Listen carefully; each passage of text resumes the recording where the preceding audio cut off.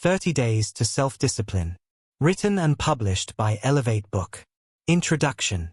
There's a moment in everyone's life when they stand in front of a mirror and quietly ask themselves, "Is this all I am?" Not out loud. Not with drama. Just a quiet ache in the chest that says, "I could be more, if only I had the discipline to do it." This book is about that moment. And what you choose to do next. 30 Days to Self-Discipline isn't just another motivational book. It's a journey, one that walks with you, shoulder to shoulder, into the uncomfortable places. The places where excuses are born, where habits hide, where dreams gather dust. But also the place where your real strength lives. And over the next 30 days, we're going to uncover it. Not by shouting slogans or selling you a fantasy, but through real, raw stories. Stories of struggle. Stories of breakthrough. Stories that hurt. Stories that heal. And most importantly, stories that show you that change is not only possible, it's already inside you, waiting. This isn't a quick fix guide or a productivity hack book. It's a deeply human experience written for those who are tired of starting over. For those who keep saying tomorrow I'll start but never quite do. For those who secretly wonder if they're even capable of lasting change. You are. You are more capable than you think, and this book will prove it to you, day by day, story by story. Every chapter is a window into a real struggle. A moment when someone, just like you, was faced with a choice. Comfort or growth, escape or responsibility, giving in or digging deep. And each time, they learned something that changed everything. You'll meet a man who had to give up everything to find himself. A woman who woke up one morning and realized she was living someone else's life. A teenager on the edge of destruction who found meaning in the smallest act. A father who finally said no to generational cycles. And through each of their stories, you'll begin to see pieces of your own. This is not about being perfect. It's about being honest. It's about showing up even when you don't want to. Choosing to walk through the storm, not around it. Being the kind of person who keeps promises, to others, and especially to yourself. That's self-discipline. And that's what we're here to build. You won't need to take notes. You won't need a workbook. You won't even need to remember every story. All you need is to listen with an open heart and a willing spirit. Because change doesn't come from information, it comes from connection. From feeling. From choosing one small action that says, "I won't give up on myself today." Each day, you'll find yourself in a different chapter. And each day, you'll feel something stir inside. Courage, hope, maybe even defiance. By the end of 30 days, you won't just have more discipline. You'll have more faith in yourself. So take a deep breath. And take the first step. Because the life you're meant for, it's not far. It's just on the other side of who you've been. And I promise you, you're going to meet someone amazing on this journey. You. Chapter 1. The Lie of Maybe Tomorrow. It started, like most stories do, in the quiet. Not with a crash. Not with a scream. Just the soft sound of an alarm being silenced for the third time that morning. Ethan lay in bed, staring at the ceiling, knowing exactly how the day would go before it even began. He'd hit snooze again.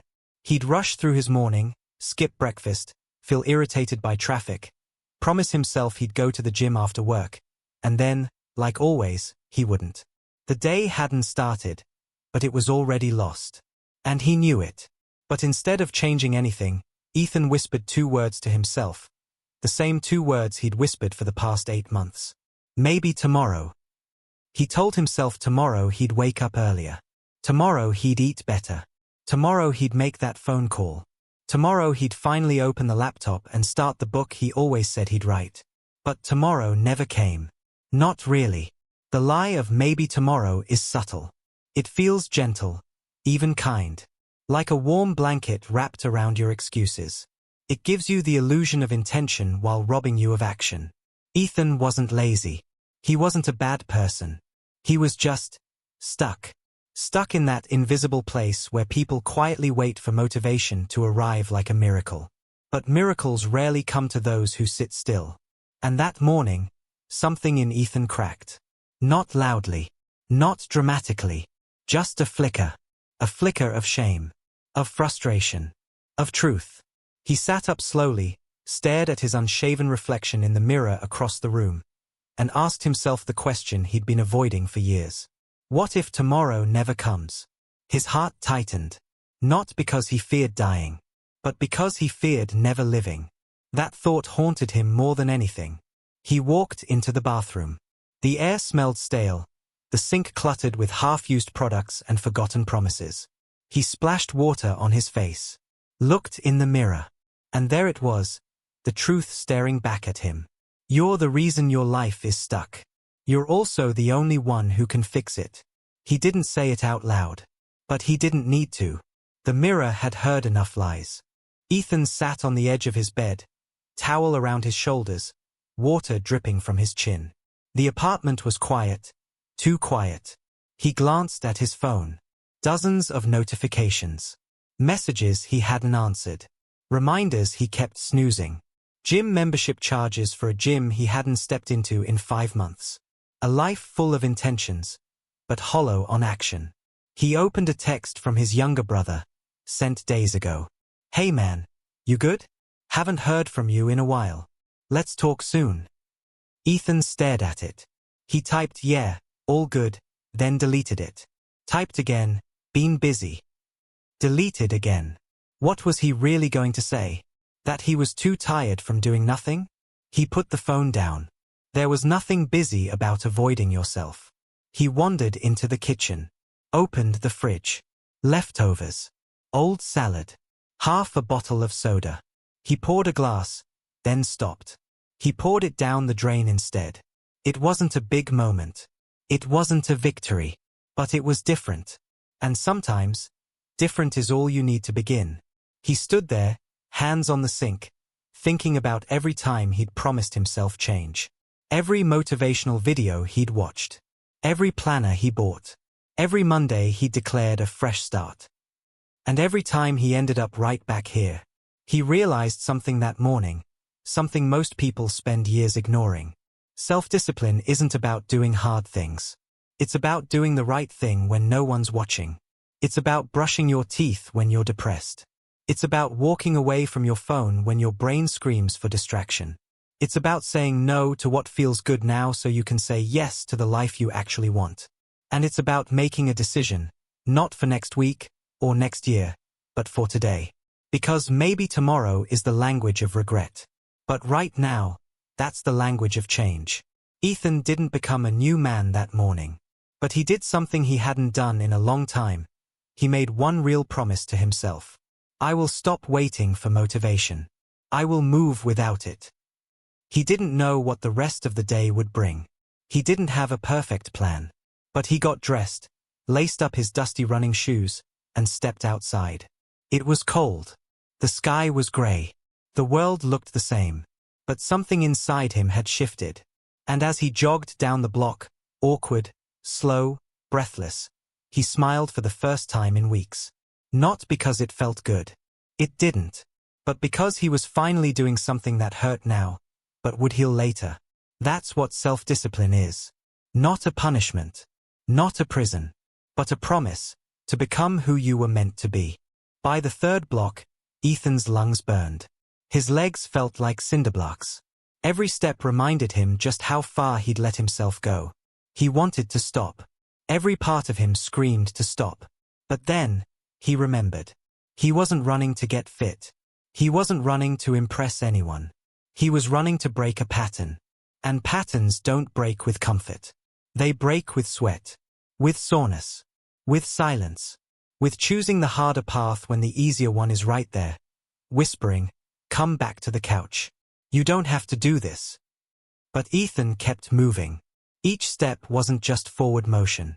It was defiance. Against the voice that had told him for years, you're just not a disciplined person. That lie had been planted early. In middle school, when he couldn't focus. In high school, when teachers labeled him lazy. In college, when he dropped out not because he wasn't smart, but because he was drowning in procrastination and no one saw it. He had carried that identity like a second skin. Until now. By the time he reached the park, his body gave in. He leaned against a tree, sweat pouring, heart racing, chest heaving. He felt dizzy, weak, small, but he didn't feel shame. He felt proud. Not because he had done much, but because, for once, he had kept his word to himself. And that was new. He sat on a bench, watching cars pass. Parents pushing strollers. A woman walking her dog, earbuds in, lost in her own rhythm. And for a moment, everything slowed down. This was the thing no one talks about. Discipline doesn't feel victorious at first. It feels boring, exhausting, uncertain. It feels like sitting on a cold bench, muscles aching, wondering if any of this will even matter. But it does. Because with every no to your old self, you are quietly building a new one. And that's not just change. That's rebirth. Ethan wiped his face with his sleeve and looked up at the cloudy sky. He wasn't proud of where he was. But he was proud he was no longer pretending. No more maybe tomorrow. From this point forward, it was what can I do today? That night, Ethan didn't crash on the couch with his usual bag of chips and endless scroll through social media.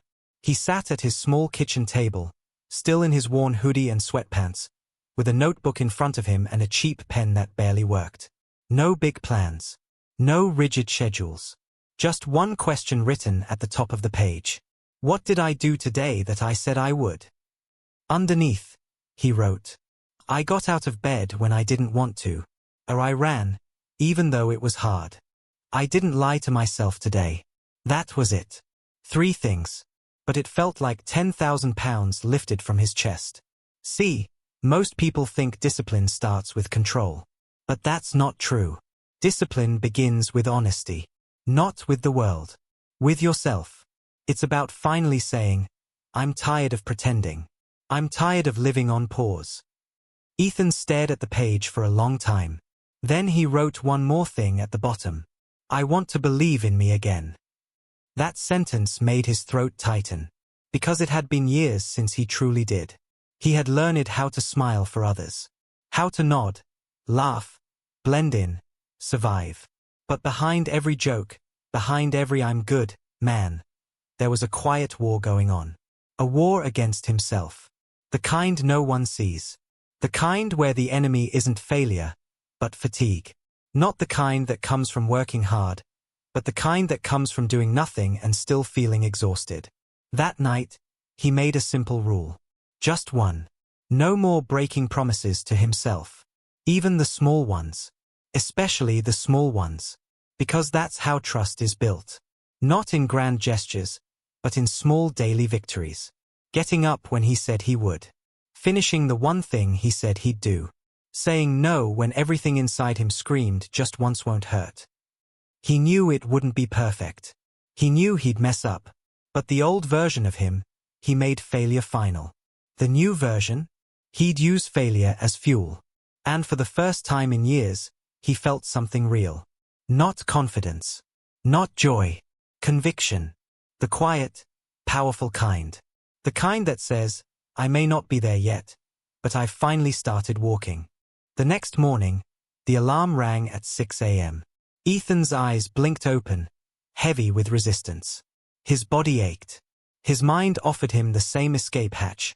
Just 5 more minutes. But something was different. He didn't negotiate. He sat up, slow and stiff, and put his feet on the floor.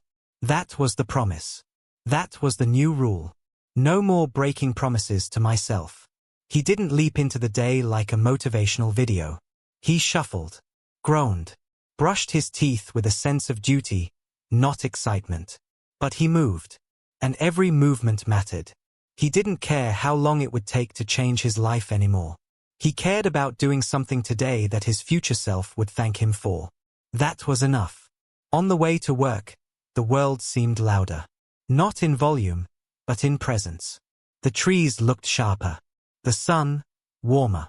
Even the barista at the cafe smiled differently. Maybe she always smiled that way. Maybe Ethan had just never been present enough to see it. That's what discipline does. It doesn't just change your actions. It changes your awareness. It pulls you out of your fog and forces you to see that life is happening right now. Not in the fantasy of someday. Not in the safety of maybe, but in the hard, beautiful, boring, raw now. At his office, Ethan didn't multitask. He didn't lose hours scrolling. He did the thing he said he would do. Finish the report that had been haunting him for weeks. He didn't need caffeine or loud music. Just focus. Just honesty. And by noon, it was done. He stared at the screen.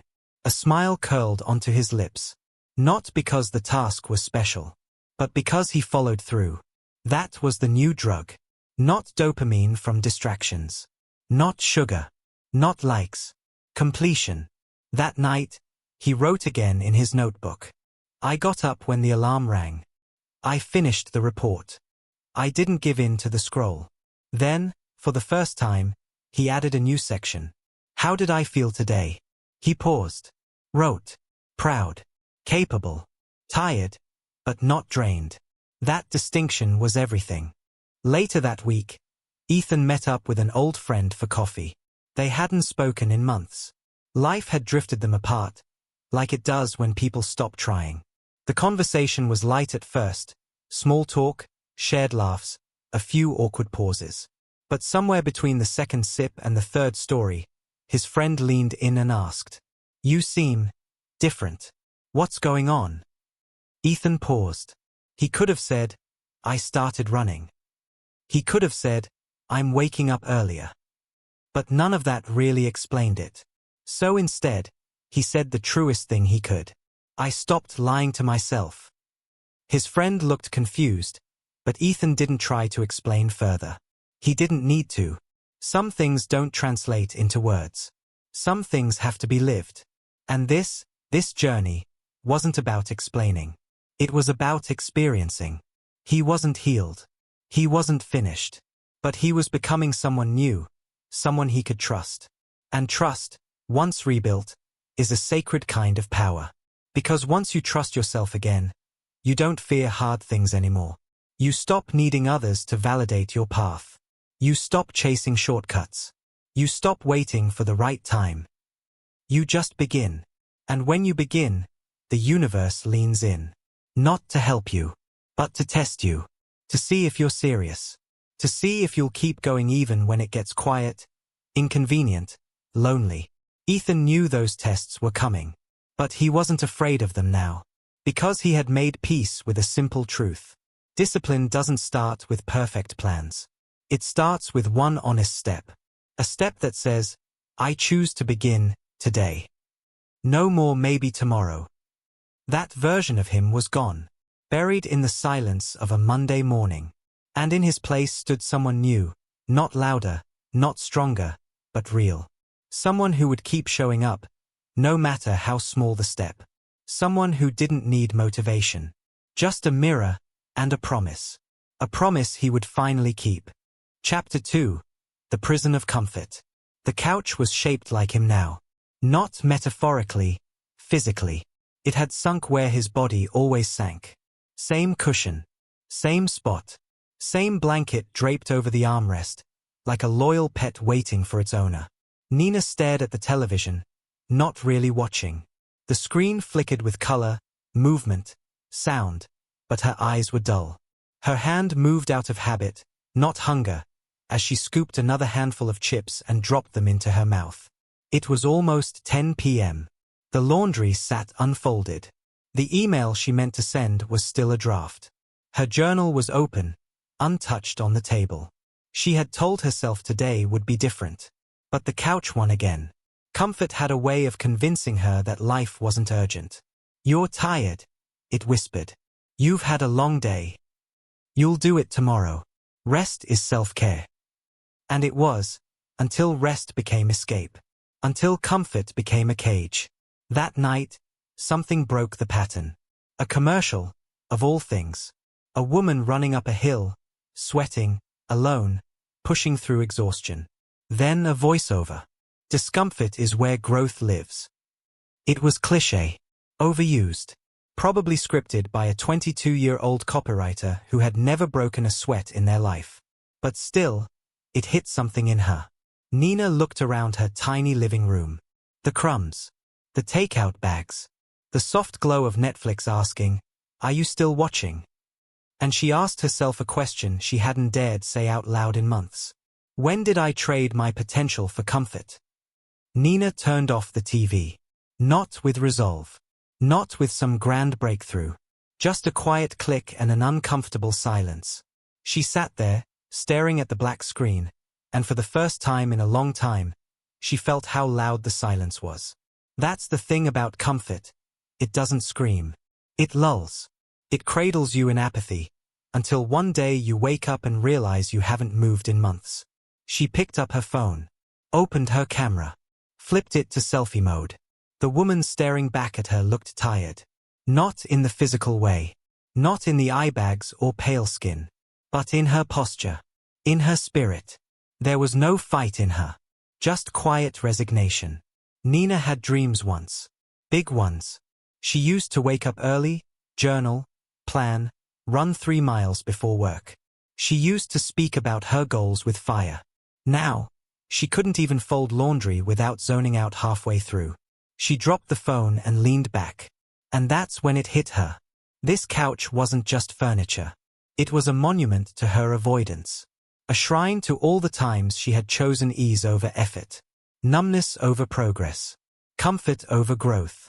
But here's what most people don't realize. Comfort isn't peace. It's the slowest form of self-abandonment. Because comfort, when chosen repeatedly at the cost of progress, becomes a prison.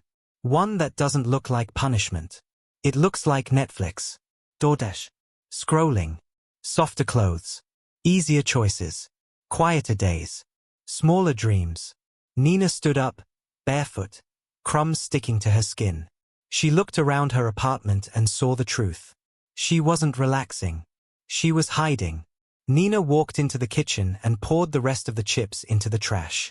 It wasn't dramatic. She didn't slam the bag down or cry into the sink. She just did it. Like a tired soldier surrendering the weapon that had once made her feel safe. She stood there for a moment, staring into the bin. Not because she missed the chips, but because she recognized what they represented. That wasn't hunger. That was distraction. That was avoiding the life she said she wanted, one bite at a time. She opened her journal, the one that had been collecting dust under a pile of unopened mail. On the front cover, faded from time and fingerprints, were the words she'd once written in bold marker. I will not waste my life waiting. And yet, that's exactly what she'd been doing. Nina flipped to the last page she had written in. It was from 6 months ago. The words punched her in the stomach. Starting tomorrow, I get serious. No more excuses. I can do this. She didn't cry. She laughed. A sharp, painful kind of laugh. Because there it was again. That same lie Ethan had once told himself. Tomorrow. The most beautiful lie Comfort ever told. She picked up a pen, hands shaking, not from fear, but from resistance. From that old familiar voice that said, "Why bother? You always give up." But this time, she didn't listen. She wrote, in sloppy ink, I'm not starting tomorrow. I'm starting now. And this time, I don't need to feel ready. I just need to move. That night, Nina didn't make a to-do list. She didn't plan out the next 30 days. She didn't buy a planner or download an app or create a vision board. She did one thing. She set her alarm for 6 a.m., an hour earlier than usual. And when the alarm rang the next morning, her body resisted like it always had. Her mind begged her to stay under the blanket, to close her eyes, to forget the promise she'd written just hours earlier. But her feet moved anyway. She swung them out of bed and planted them on the cold floor. Her first act of discipline wasn't glamorous. It wasn't Instagram-worthy. It was getting up when everything inside her said stay down. That's what most people never see. They think self-discipline is about grit, about willpower, about powering through like some motivational machine. But it's not. Self-discipline is about doing the smallest possible action that breaks your old rhythm, and then repeating it, over and over, even when it's boring. Especially when it's boring. Nina didn't run a marathon that morning. She didn't write a chapter of a novel. She sat at her kitchen table and wrote one sentence in her journal. I am free when I choose discomfort over escape. Then she made her bed, something she hadn't done in weeks. Not because it was productive, but because it was a decision, a declaration. Every time she walked past that bed for the rest of the day, it whispered, "You showed up." And that whisper was louder than the old voice that used to say, "Why even try?" By the end of the week, Nina hadn't transformed her life. But something had cracked open. She was walking more. She was eating slower. She was pausing before clicking on that next video or opening that delivery app. And with each pause came a question she had never asked before. Is this comfort, or is this avoidance? That one question changed everything. Because comfort, when earned, feels like peace. But comfort, when stolen from a day that deserved more from you, that feels like regret in disguise. She started noticing how many little things she had surrendered to ease. The unread books on her shelf. The yoga mat buried in her closet. The half-written goals taped to the fridge behind takeout menus. It wasn't laziness that buried those things. It was fear. Fear that effort wouldn't lead to results. Fear that she'd fail again. Fear that trying would expose her limits. But now, for the first time, she understood something powerful. Comfort wasn't protecting her. It was slowly erasing her. And no one would come to save her from it. Not a new year. Not a motivational speaker. Not the perfect schedule. Just her. One uncomfortable choice at a time. That night, she stood in the shower, steam rising, water washing over the back of her neck, and she whispered to herself, "I'm not choosing easy anymore. I'm choosing growth, even if it hurts." 2 weeks later, Nina walked past the couch. She didn't sit. Not because she was trying to punish herself or prove anything, but because that couch had a memory now. A weight. It reminded her of who she had been, and who she no longer wanted to be. Instead, she pulled out a notebook and wrote down 3 words. Discipline is freedom. She had heard it before. Read it in books. Seen it quoted online. But now she felt it. Because for the first time in years, her mind was quiet. Not numb, clear. There was no background noise of shame. No nagging sense of "I should be doing more." She had done what she said she would. And that kind of peace isn't found in comfort. It's found in alignment, with your actions, your words, your intentions. Nina knew she wasn't finished. There would be days she'd slip. Days when the couch would feel safer than her dreams. But she also knew this. She had taken her power back. And once you get a taste of that, of living on purpose, you never want to go back to the numbness. She looked at her reflection in the dark screen of her TV, the same one she used to stare at for hours, and said aloud, "You're not weak. You were just too comfortable for too long." And then she smiled. Not because she'd arrived, but because she'd finally left the prison and locked the door behind her. Chapter 3. The mirror doesn't lie. He avoided mirrors for a reason. Not because he hated his face, but because he couldn't stand the look in his own eyes. Mark hadn't always been this way. There was a time, not long ago, when he used to take pride in how he showed up. Shirt pressed. Shoes clean. A schedule scribbled with purpose. Now, it was different. His bathroom mirror was foggy, stained with splashes of toothpaste and months of looking the other way.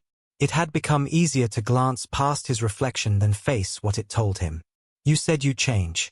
You said this year would be different. So why are you still standing in the same place? Mark reached for his razor, but paused. The beard wasn't the issue. It was the weight behind his eyes. The dullness. The shame. He splashed water on his face, gripped the edges of the sink, and whispered, "I don't like the man I've become." It wasn't a dramatic confession. Just a quiet truth spoken into the silence. And in that moment, the silence didn't push back. It agreed. Mark dried his face and stared into the mirror, really looking this time. Not at his hair, or his skin, or the stubble lining his jaw, but into his own eyes. They looked tired. Not from lack of sleep. From too many broken promises. Too many mornings that started with good intentions and ended in guilt. He thought about the gym membership card collecting dust in his wallet. The unopened books. The ignored emails. The journal he'd bought, premium leather cover, gold-edged pages, because it looked like discipline. But real discipline isn't bought. It's built. One uncomfortable decision at a time. Mark knew this. He had read the books, watched the videos, listened to the podcasts. He had all the knowledge, but none of the consistency. And that's where the real pain lived. Knowing what to do, and still not doing it. There's a special kind of shame in that. It eats at your confidence. Makes you question your worth. Not because you're weak, but because every time you let yourself down, you chip away at your own belief. And Mark had chipped away for years.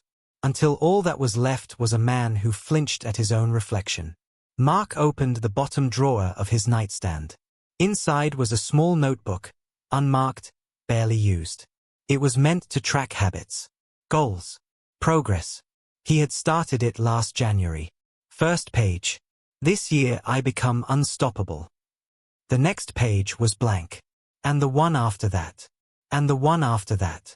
He ran his thumb across the edge of the paper, slow and deliberate. The weight of what he hadn't done was heavier than any task he'd ever taken on. But then something unexpected happened. He didn't spiral. He didn't shame himself. He just sat there, holding the notebook, and let the truth settle. I'm not lazy. I'm scared. That sentence sat in his chest like a stone. Scared of what? Of trying again and failing? Of getting 2 weeks in and falling off? Of proving, once and for all, that maybe he wasn't capable of changing? But fear doesn't always come dressed in panic. Sometimes it looks like apathy. Sometimes it sounds like, I'll start on Monday. Sometimes it feels like scrolling at midnight with the lights off, telling yourself you'll be better tomorrow. Mark took a deep breath. He grabbed a pen, opened to the second page of the notebook, and wrote, I don't need a new plan. I need to keep a single promise. Mark flipped the page and wrote one small sentence in the center. Tomorrow, I will wake up and walk. That's it. Not run 10 miles. Not change his diet. Not meditate, journal, read, and stretch by sunrise. Just walk. He set his alarm for 6:30 a.m. and went to bed without overthinking. Without building a perfect morning routine in his head. Without scripting a new version of himself. Because that's how he always failed. By trying to do everything all at once, expecting a new life to unfold overnight. But real change? It's quiet. It's humble. It doesn't need a spotlight. It just needs a start. The next morning, the alarm rang. Mark blinked, startled by how early it still felt. The sun hadn't crept through the blinds yet. His hand hovered over the snooze button. And that's when he remembered. I don't need to win the day. I just need to keep one promise. He got up. No music. No motivation. Just a man keeping a small vow. He pulled on an old hoodie, laced up his shoes, and stepped outside. The morning air stung his lungs. The streets were quiet. He walked slowly, no destination, just movement. With each step, his brain screamed to turn around. You're tired. Go home. It's just one walk. What difference does this even make? But he didn't listen. Because for the first time in a long time, Mark wasn't trying to impress anyone.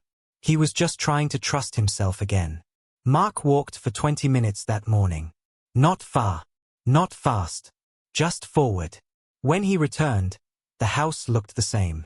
But he didn't. There was something new in his chest. Not pride. Not excitement. Just a flicker of peace. Because he had done what he said he would do. And when you've been breaking promises to yourself for years, even one kept promise feels like redemption. He sat at the kitchen table, poured a glass of water, and wrote again in the notebook. I walked today. It didn't change my life, but it changed my direction. That was the shift. For so long, Mark had believed he needed massive transformation. That if it didn't hurt, it didn't count. That discipline had to be brutal. But discipline isn't punishment. It's alignment. Between who you are now and who you want to become.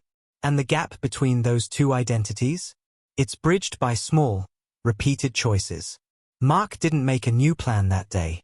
He made a new agreement with himself. No more lies. No more lofty goals I don't intend to keep. Just one truth, lived out daily. That night, Mark stood in front of the mirror again. Same face. Same light overhead. Same smudges on the glass. But this time, he didn't look away. He stared directly into his own eyes and didn't flinch. Because today, he had followed through. And when you do that, even once, you start to recognize the person staring back. You begin to rebuild what years of self-neglect eroded. Integrity. Not the kind the world applauds. The kind that lives in the quiet. The kind that says, I can trust me again. He didn't smile. But he didn't frown either. He just nodded, like two strangers reintroducing themselves after years apart. And before he turned away, he whispered, I'm not scared of who I was. But I'm no longer pretending that man runs my life.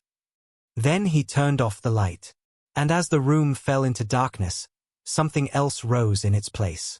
Not confidence, not certainty, but something far more powerful. Self-respect. Because when the mirror stops lying, you finally start to see who you were always meant to become. Chapter 4. When no one's cheering. Leah closed the door quietly behind her. No one noticed she had left the house. No one asked where she was going. And no one would be clapping when she got back. That was the hardest part. Not the effort. Not the pain. The loneliness of doing the right thing, in silence. She pulled her hoodie tighter, stepped into the early morning air, and started walking toward the old track behind the high school. Her sneakers made soft thuds against the sidewalk, rhythmic, steady, uncelebrated. Every morning for the past 10 days, Leah had done this. Woke up before anyone else. Walked until her mind quieted. Did the work. Without a single witness. No applause. No encouragement. No "you're doing amazing" texts. Just her. And the voice that used to say, you'll never stick with anything. That voice was still there. But quieter now. Because every step she took without validation was proof. She was no longer living for approval. She was living for alignment. Leah reached the track and stood still for a moment. The sky was still a deep blue, the kind that hadn't yet decided if it wanted to be night or morning. A few lights flickered across distant windows. The world was asleep. She started jogging slowly, her breath clouding in the cool air. There was no music in her ears. No coach shouting from the sidelines. Just the sound of her feet hitting the gravel and her heart trying to remember what it felt like to believe in her again. No one knew she was here. And maybe that was the point. Because for most of her life, she had only moved when someone was watching. She chased grades when her parents clapped. She lost weight when her friends noticed. She worked harder when her boss praised her. And every time the applause stopped, so did she. It wasn't just that she lacked self-discipline. It was that she had never built an identity outside of external validation. And that was the most dangerous kind of dependence. Needing permission to become your best self. But not this time. This time, there was no Instagram post. No progress pictures. No 10-day challenge badge. Just sweat. Silence. And a decision made deep in her gut. Even if no one notices, I will keep going. Halfway through her second lap, Leah slowed to a walk. Her legs burned. Her breath was shallow. The ache in her calves reminded her of every time she'd quit halfway through before. She looked down at her feet. The same worn-out sneakers she had almost thrown away last month. She kept them because, deep down, she knew this moment would come. She had been preparing for this without realizing it. Not preparing her body, preparing her heart. Because the hardest part of self-discipline isn't the action. It's the silence that surrounds it. The part where no one tells you, good job. Where no one sees your effort. Where you make the right choice, and the world keeps spinning as if you didn't. That's where most people give up. Not because they're weak, but because we've been taught to believe progress should feel rewarding every step of the way. But the truth?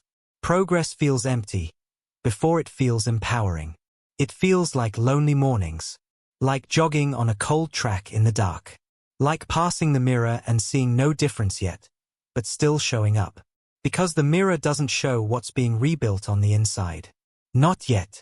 But Leah could feel it. Somewhere between the burning lungs and the soaked-through shirt, something had shifted. She didn't need a cheerleader. She needed one more lap. Leah picked up her pace. Each step thudded with purpose. She wasn't racing anyone. She wasn't trying to beat a record. She was simply refusing to abandon herself again. She thought back to all the moments she had waited for the perfect conditions, the right playlist, the ideal mood. She used to believe discipline came wrapped in inspiration. But now she knew the truth. Discipline shows up when nothing else does. Not motivation. Not energy. Not excitement. Just the quiet voice that says, do it anyway. And for the first time in her life, Leah listened to that voice over all the others. She remembered how, just weeks ago, she couldn't even get herself out of bed on time. How brushing her teeth felt like an accomplishment. How she cried in the shower because she hated the weight of her own inaction. But today was different. Today, she was drenched in sweat, not shame. She had nothing to prove, and yet she was proving everything, to herself. Each lap was an act of rebellion. A refusal to return to numbness. A declaration that she didn't need to be seen to be strong. As Leah slowed to a stop near the edge of the track, her chest heaved. Her muscles ached, and her shirt clung to her like a second skin. She bent forward, hands on her knees, and felt the fire coursing through her legs. But under the fatigue was pride. The kind of pride that didn't need likes, or hearts, or claps. The kind of pride that doesn't make noise, but settles deep in your bones. She stood tall, breath unsteady, and looked up at the pale morning sky as the first crack of sunlight broke through the clouds. And it hit her. This moment was hers. Not borrowed. Not filtered. Not performed. Hers. No one else would ever see what it took to get here. No one would know how many internal battles she fought just to step outside. How many mornings she'd woken up feeling like nothing. How often she'd questioned if she even mattered. But that's what discipline is. Doing the work without needing the world to validate it. Not for attention. Not for applause. But for peace. For clarity. For becoming someone she could look in the eye again. Leah walked home slowly, letting the quiet wrap around her like a blanket. Not the suffocating silence of before, but a calm, earned stillness. When she reached her front door, she didn't check her phone. She didn't open social media or text anyone what she had just done. She went straight to her room, grabbed her notebook, and wrote, "Today, I showed up. No one saw it. No one clapped. But I was there.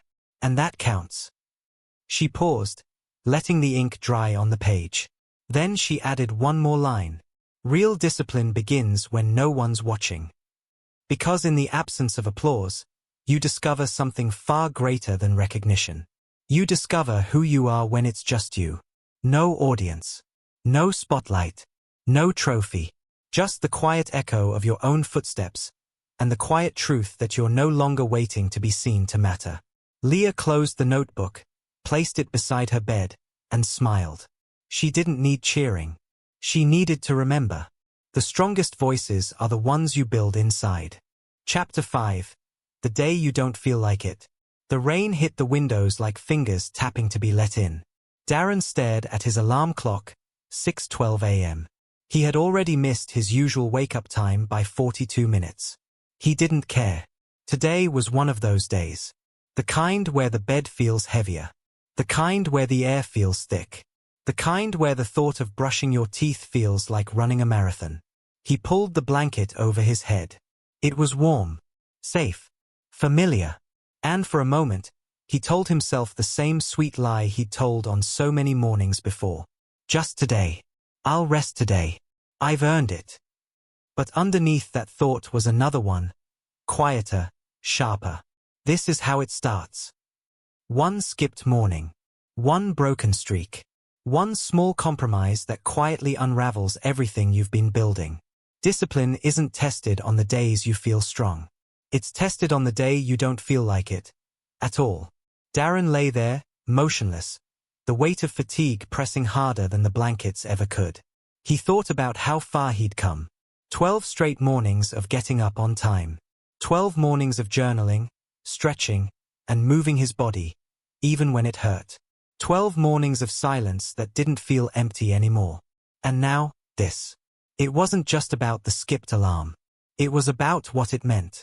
He'd been here before. So many times. Start. Commit. Feel good. Miss one day. Then spiral into a week of nothing. It always started with one exception. And it wasn't the missing that crushed him. It was the meaning he gave it. See? You're not built for this. You'll never follow through. You're just pretending to be disciplined. That voice, the one that sounds like truth but is born from fear, was already whispering. But today, Darren didn't argue with it. He didn't try to fight with affirmations or guilt himself into action. He just did one thing. He threw off the blanket. Not because he felt ready. Not because he felt strong. But because he refused to repeat the story where one off day became the end. Darren sat on the edge of the bed, elbows on knees, head in hands. No music. No sunrise. Just the soft patter of rain and the war inside his chest. He didn't reach for his phone. He didn't check his list. He just breathed. And then, without thinking, without feeling motivated, he stood up. Feet on the floor. Shoulders slumped. But standing. He walked to the sink, turned on the water, and splashed his face. The cold stung. But in a strange way, it reminded him that he was still here. Still in control. Still choosing. He didn't meditate. He didn't stretch. He didn't write in his journal. But he made the bed. And that one act, simple, automatic, quiet, felt like a victory. Because sometimes, self-discipline doesn't look like charging forward. It looks like not giving in. It looks like refusing to let a hard morning become a wasted day. He looked in the mirror, water dripping from his chin, and said aloud, "I didn't quit today." It didn't sound impressive. But to him, it sounded like freedom. By mid-morning, the heaviness was still there. Darren wasn't energized. He wasn't in the zone. His shoulders ached, and his mind moved like molasses. But the bed was still made. He'd eaten a small breakfast. He had opened his laptop, even if he'd only stared at the screen for 10 minutes. Somewhere deep inside, he recognized the quiet truth. Discipline isn't always momentum. Sometimes, it's just resistance without retreat. It's not doing more. It's doing something. The mistake most people make isn't failing. It's believing that failure means starting over from scratch. But Darren wasn't starting over. He was continuing, just slower today. And that mattered. Because the muscle of discipline doesn't grow only in strength. It grows in consistency. The act of showing up, even when your body resists, even when your mind is blank, even when nothing about the day feels special. That's where the transformation hides. Not in fireworks. In follow-through. By late afternoon, something subtle had shifted. Darren wasn't soaring, but he wasn't drowning either. His mind had cleared a bit. He managed to respond to a few emails. Took a quick walk around the block. Drank water instead of reaching for another coffee. Nothing heroic. Just small wins. Quiet decisions stacked on top of one another. He paused near the window, watching the rain slide down the glass, and realized something powerful. Discipline had carried him through a day his feelings couldn't. And that's when it clicked. This whole journey wasn't about becoming a machine. It wasn't about productivity at all costs. It was about ownership. About making choices based on commitment, not mood. Because motivation is a visitor. But discipline? Discipline is the house you build to shelter you when motivation doesn't show up. And on this rainy, messy, uninspired day, Darren was still standing inside that house. That night, Darren didn't celebrate. There was no epic ending. No rush of pride. No reward waiting for him. Just a quiet exhale as he sank into bed, staring at the ceiling. But there was something else, too. Something new. Peace.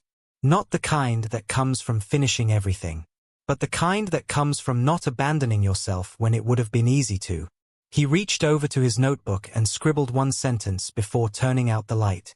I didn't feel like it. I did it anyway. And that, he realized, was the heartbeat of real self-discipline. Not the highlight reels. Not the before and after pictures. Not the praise or the streaks or the perfect days. Just this. Choosing the hard thing when the easy thing feels justified. Choosing to move forward when everything in you says pause. Choosing to show up, especially on the day you don't feel like it. Because that's when it matters most. And as his eyes closed and the rain softened outside his window, Darren smiled. Not because the day had been good, but because he had been good to himself. Chapter 6. The excuse that feels true. I don't have time.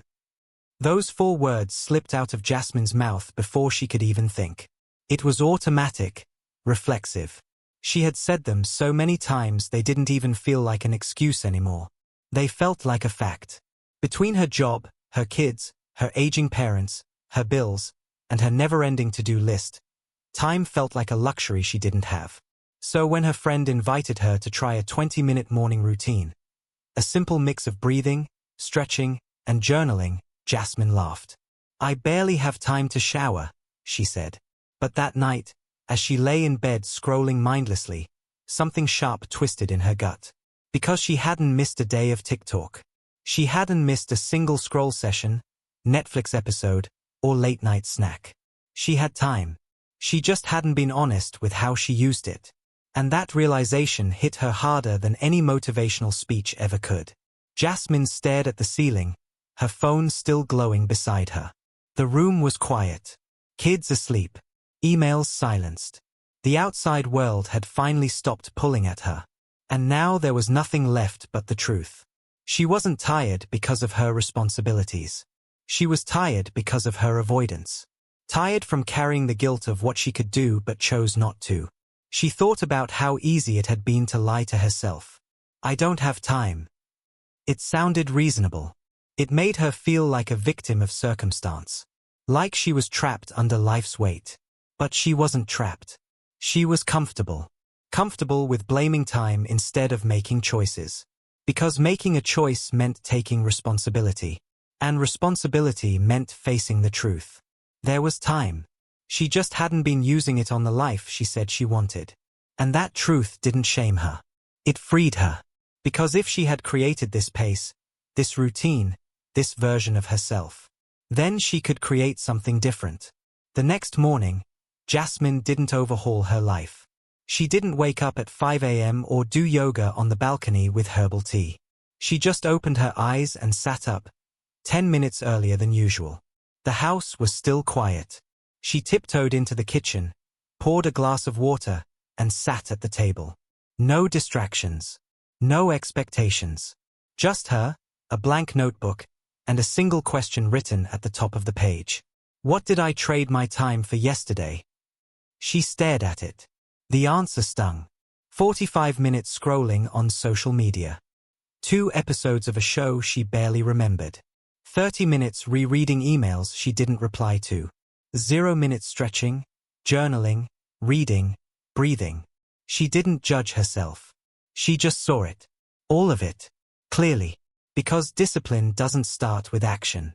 It starts with awareness. Until you see where your time is going, you'll keep pretending it's being stolen, when really, you're handing it away. Later that day, Jasmine found herself reaching for her phone during a lull in the afternoon. It was instinct by now. Boredom hit. Thumb tapped the screen. But this time, something stopped her. She remembered the notebook. The quiet kitchen. The list of where her time had gone. She set the phone down.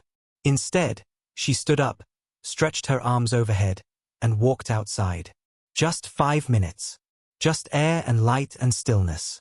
She didn't feel accomplished. She felt aware. And that awareness changed everything.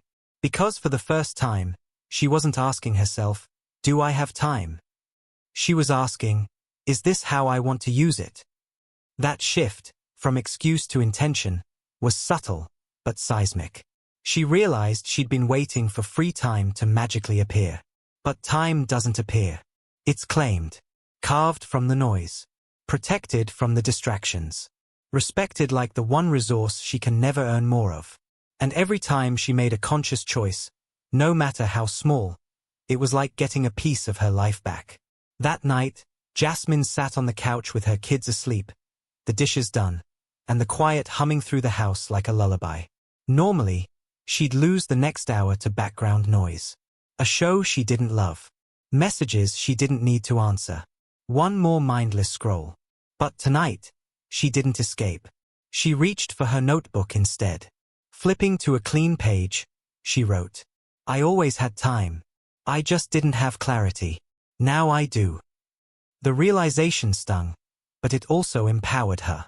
Because now she wasn't pretending anymore. She wasn't waiting for the right day or less stress. She wasn't blaming time for a life she was quietly avoiding. She was taking it back. And it didn't take hours. Just intention. 5 minutes of stretching. 10 minutes of writing. 15 minutes of movement.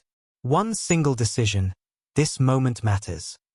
And over time, that choice, repeated, honored, protected, becomes your life. Not because you have more time than others, but because you stopped giving it to what didn't matter. The next morning, Jasmine didn't check her phone first thing. She didn't rush into her day half awake, half distracted. She just sat on the edge of her bed and took one deep breath. She had slept the same number of hours, had the same responsibilities, the same schedule, the same chaos waiting outside her door. But she didn't feel powerless anymore. Because now, she knew something most people never slow down long enough to realize.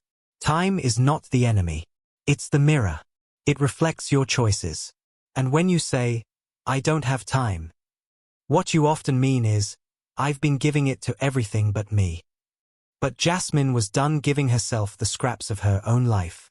She stood up, rolled out her yoga mat, and began to move, slowly, gently, intentionally. Not because she had hours to spare, but because she had finally decided what mattered. And every breath, every stretch, every quiet minute she reclaimed felt like this whisper rising inside her.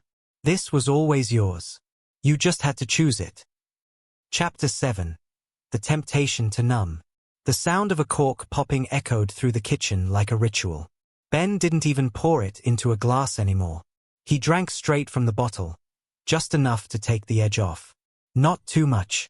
Not enough to fall apart. Just enough to feel less.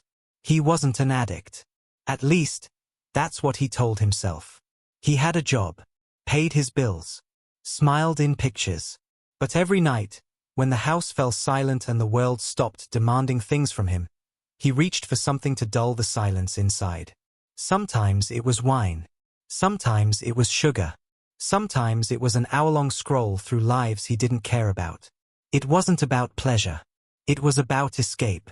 Because being alone with your thoughts, that takes strength. And for a long time, Ben didn't have that kind of strength. But deep down, he knew. You don't numb the pain without also numbing the potential.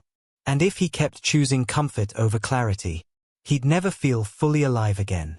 Ben sat in the dim light of the kitchen, bottle in hand, phone buzzing somewhere across the room. He didn't check it. He didn't need to. He knew what was waiting there.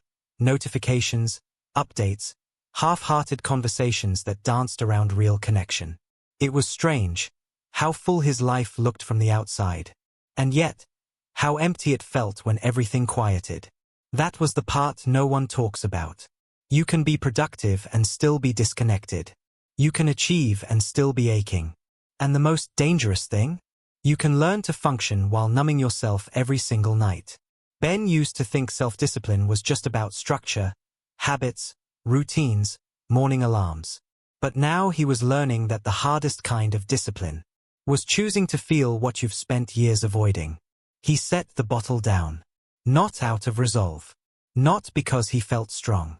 But because, for the first time, he didn't want to run from the ache in his chest.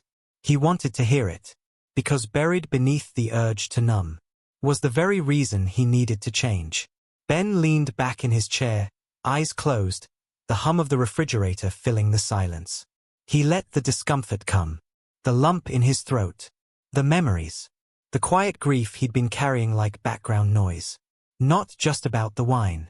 Not about the phone. About all the moments he'd abandoned himself in favor of a quick escape. He remembered the promises. The gym membership he never used. The book he started but never finished. The friend he ghosted because the conversation got too real. It was easier to scroll. Easier to snack. Easier to drink. Easier to distract. But easy had a cost. Every escape had interest. And now, the debt had come due. Not in dollars. In disconnection. Because when you numb the sadness, you also numb the joy. When you silence the fear, you also mute the courage. And now Ben was sitting in the quiet company of everything he had been running from. But he wasn't running anymore. He was ready to feel it all. The regret, the longing, the uncomfortable truth. I don't want to keep living halfway alive. Ben opened the kitchen drawer and pulled out a sticky note. He didn't overthink it. Didn't try to write a speech or list goals. Just one sentence. Don't escape this moment. He stuck it on the fridge, right above the handle where he kept the wine, the snacks, the cold comfort. It wasn't a command. It was a reminder. Because he knew he wouldn't always feel strong. There would be nights when the ache returned. When the silence felt heavy. When the craving to disappear would crawl back in. But now, he had a line drawn in the sand. And not one drawn with guilt, but with honor. Honor for the man he wanted to become. The one who didn't just look disciplined, but who felt whole. Ben didn't pour the bottle down the drain. He didn't need a grand gesture to prove he'd changed. He just didn't reach for it. And sometimes, the quietest no is louder than 1,000 shouted promises. Because the discipline to stay present, especially when it hurts, is where healing begins. The next evening, Ben came home later than usual. Stress clung to him like smoke, work emails, traffic, a voice message from his ex that reopened wounds he thought had scarred over. He dropped his bag by the door and stared at the fridge. The old reflex sparked. He could feel it in his chest. That subtle nudge, that whisper. Just one drink to take the edge off. He stood there, frozen, tired, vulnerable, unarmed. And then he saw the sticky note. Don't escape this moment. It wasn't a command, it was a lifeline. Because what he needed wasn't a drink.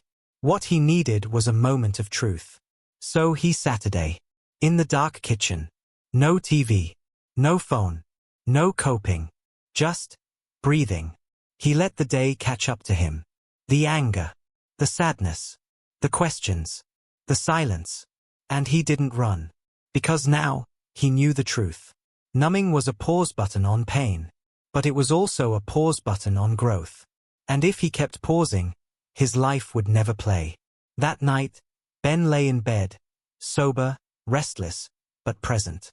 The urge hadn't disappeared. But for the first time in a long time, he didn't give it the final word. He stared at the ceiling and whispered to himself. I don't need to escape to survive. I need to feel to be free. And that freedom didn't come with a finish line. It came with a choice, repeated again and again. To sit in the discomfort. To breathe through the tension. To stay, when leaving felt easier. Ben reached for his notebook and wrote. Tonight, I stayed. I felt the hard things. And I didn't run. That's the beginning of healing. That's the root of real discipline. Because the truth is this. You cannot numb your way to a better life. You can only walk through the pain you've been running from. Step by step, night by night, decision by decision. And that night, in the quiet, messy miracle of his own presence, Ben began to come back to himself. Chapter 8. The discomfort of saying no. Emma hated disappointing people. She was the kind of person who said yes, even when every bone in her body wanted to scream no. She carried too many tasks, responded to too many messages, and stayed too long in conversations that drained her soul. It wasn't that she was weak. It wasn't that she didn't care about herself. It was that for most of her life, she had confused kindness with compliance. So when her coworker dropped another project on her desk with a smile and a "You're the best," Emma smiled back and said, "Sure, I've got it." Then she closed the door to her office, clenched her jaw, and whispered to herself, "Why do I always do this?" She wasn't angry at him. She was angry at the way she kept betraying herself. For approval. Because the truth she didn't want to admit was this.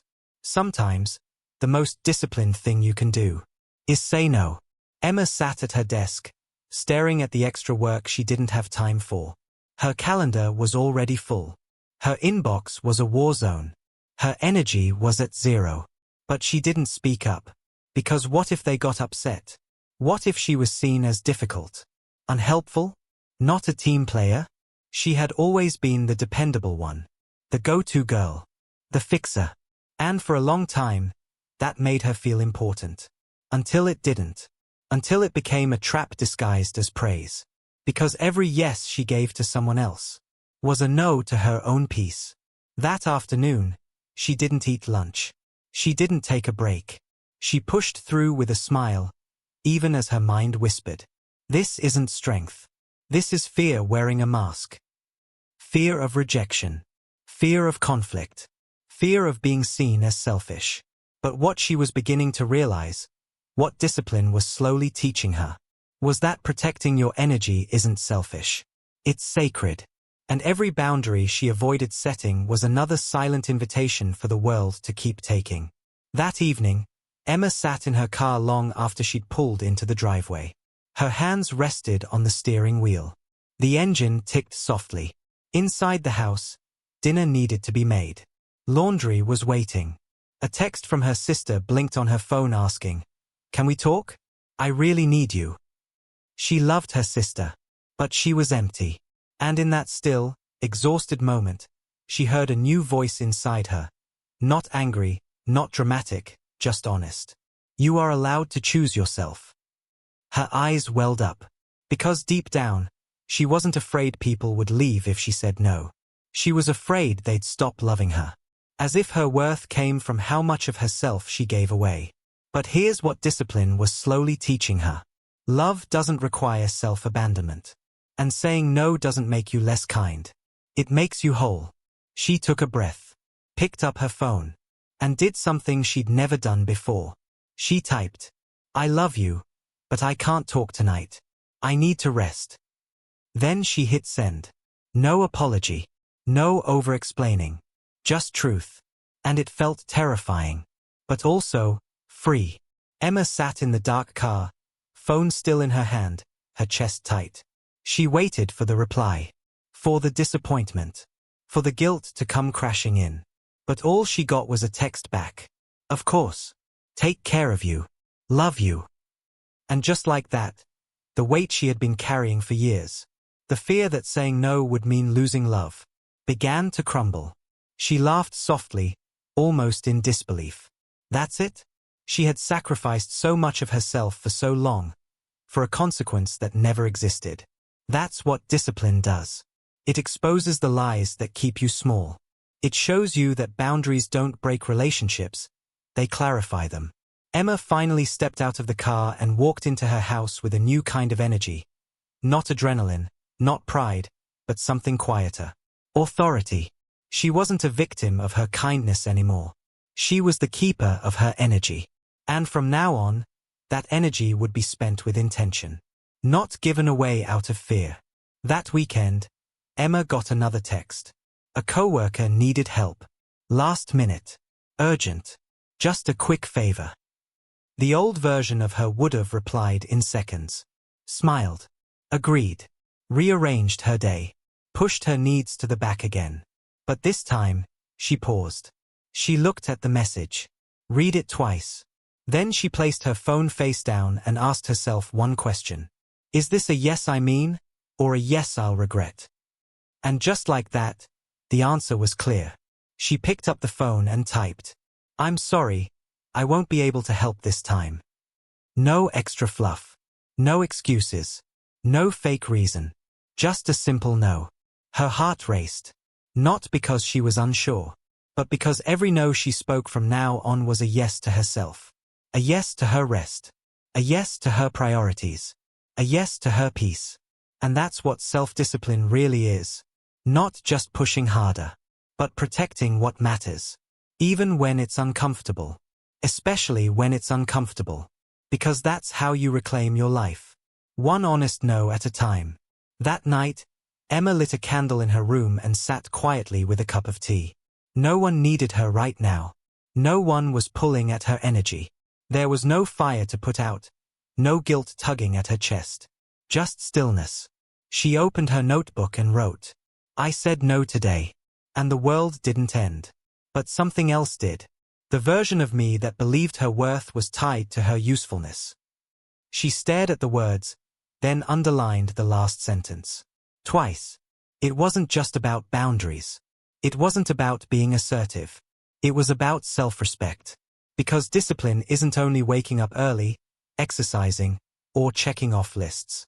Discipline is knowing your limits and honoring them. It's saying no when you're exhausted. It's not explaining your peace away. Emma closed her notebook and smiled. Her to-do list hadn't shrunk. But her soul had room to breathe again. And that was worth more than anyone else's approval. Chapter 9. The Voice That Follows You. Tyson could hear it before his feet hit the floor. That voice. You're behind already. You'll never catch up. Why do you even bother? It wasn't loud. It wasn't cruel. It was familiar. Like a shadow that followed him from room to room, whispering every time he tried to rise. He dragged himself out of bed, eyes still heavy, head full of fog. The world outside was waking up, but inside, he was already tired. Not from lack of sleep, from the weight of his own thoughts. Tyson didn't need an alarm clock. He had an inner critic that rang like a siren every morning. And that was the hardest part of self-discipline. Not just moving your body, but learning how to silence the voice that tells you you're failing before you even begin. Tyson shuffled to the bathroom and splashed water on his face. He looked in the mirror and saw someone he didn't quite recognize anymore. Not because he had changed so much on the outside, but because he had stopped believing in himself on the inside. The voice in his head had been there for years. A quiet critic who wore the mask of truth. It sounded like logic. It sounded like humility. But it was sabotage wrapped in self-talk. Every time he started something new, it whispered, "You're not disciplined enough. You've failed before, you'll fail again. Why pretend you're someone you're not?" He had learned to obey that voice like it was law. To treat hesitation like wisdom. To treat doubt like evidence. But that morning, something shifted. Because while he couldn't silence the voice, he was starting to question its authority. He asked himself a single, powerful question. What if this voice is lying? Tyson walked back to his room, sat on the edge of the bed, and stared at the floor. He remembered the first time the voice took root. Back in school, when he froze during a presentation and his classmates laughed. That day, the voice said, "Never speak up again." And he didn't, for years. He remembered being overlooked for a promotion at work.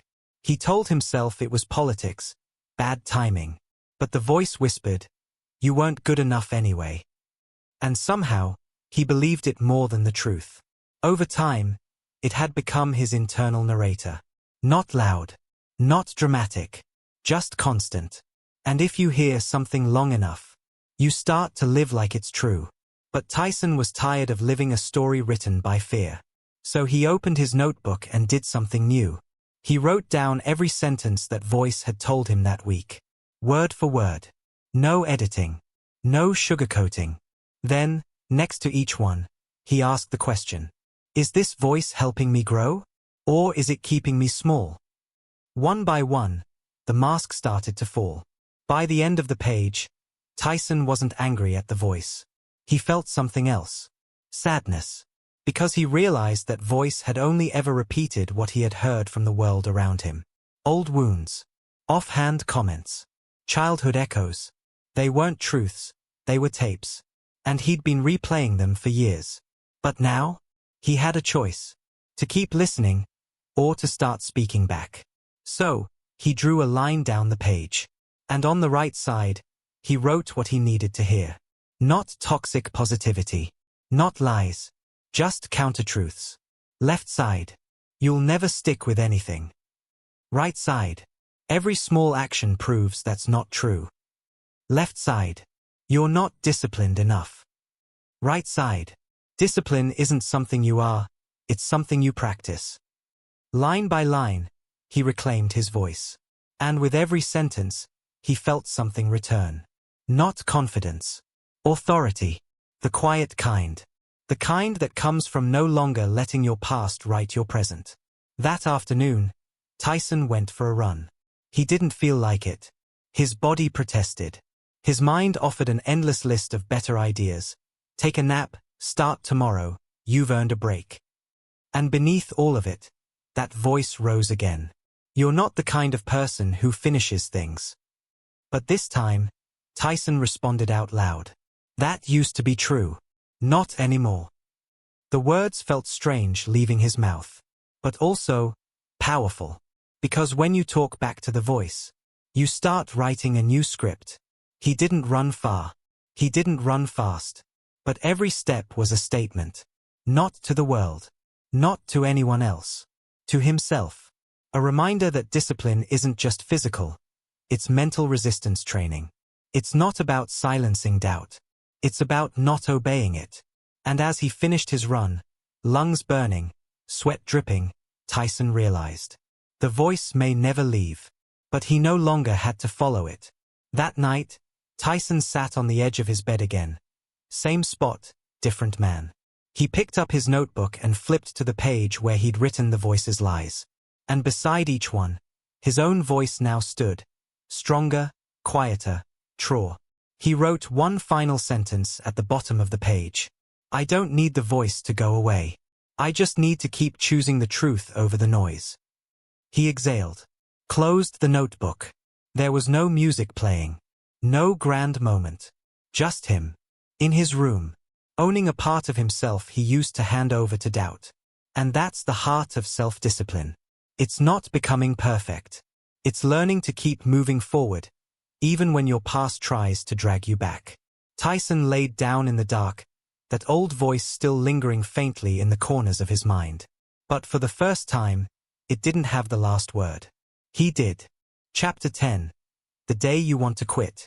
There's a moment in every journey when the silence gets too loud. When the progress feels invisible. When the habits feel heavy. When the fire that once fueled you turns to smoke. For Maya, that moment came on day 18.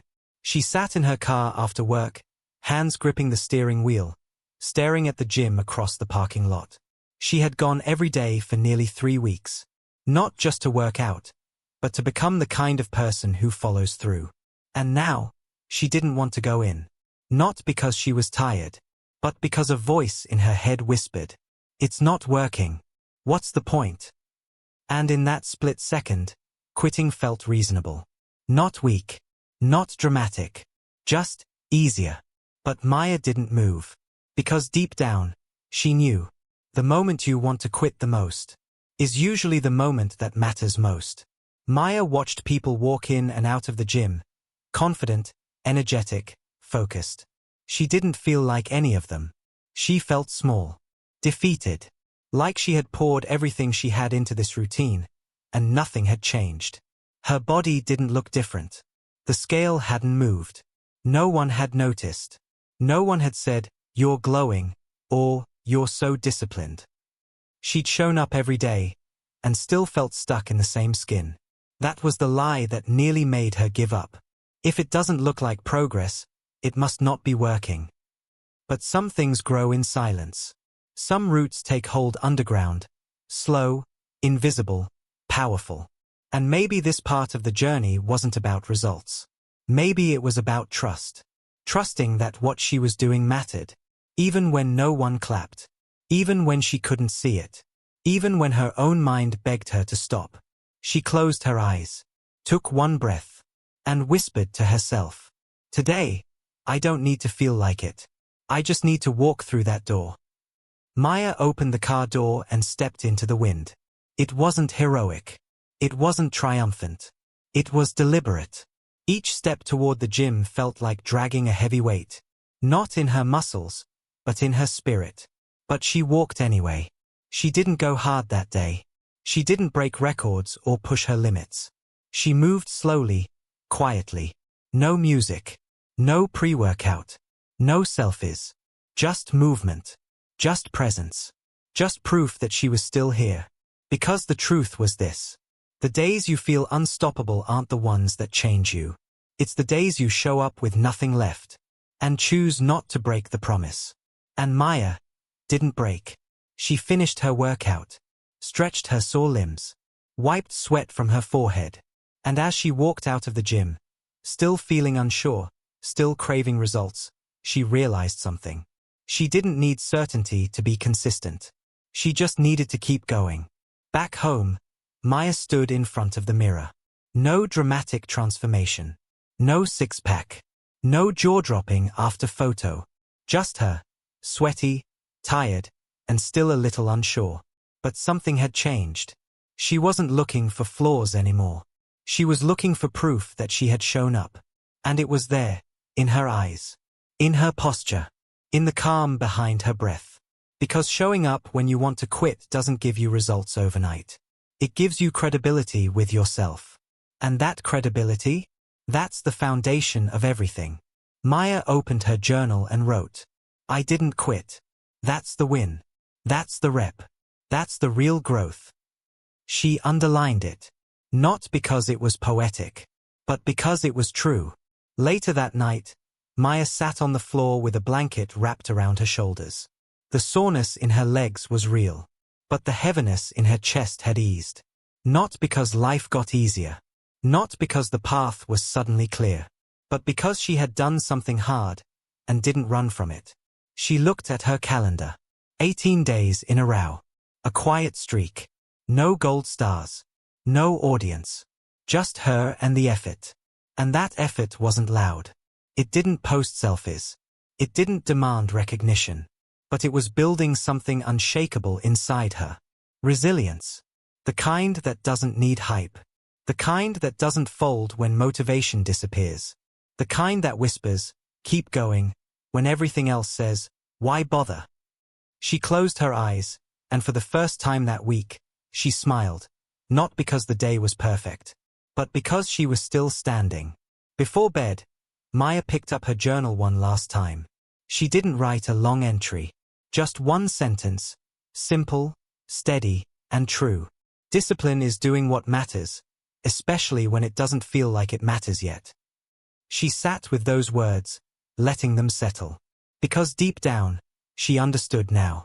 Progress isn't loud. It's not always visible. And it rarely feels like victory in the moment.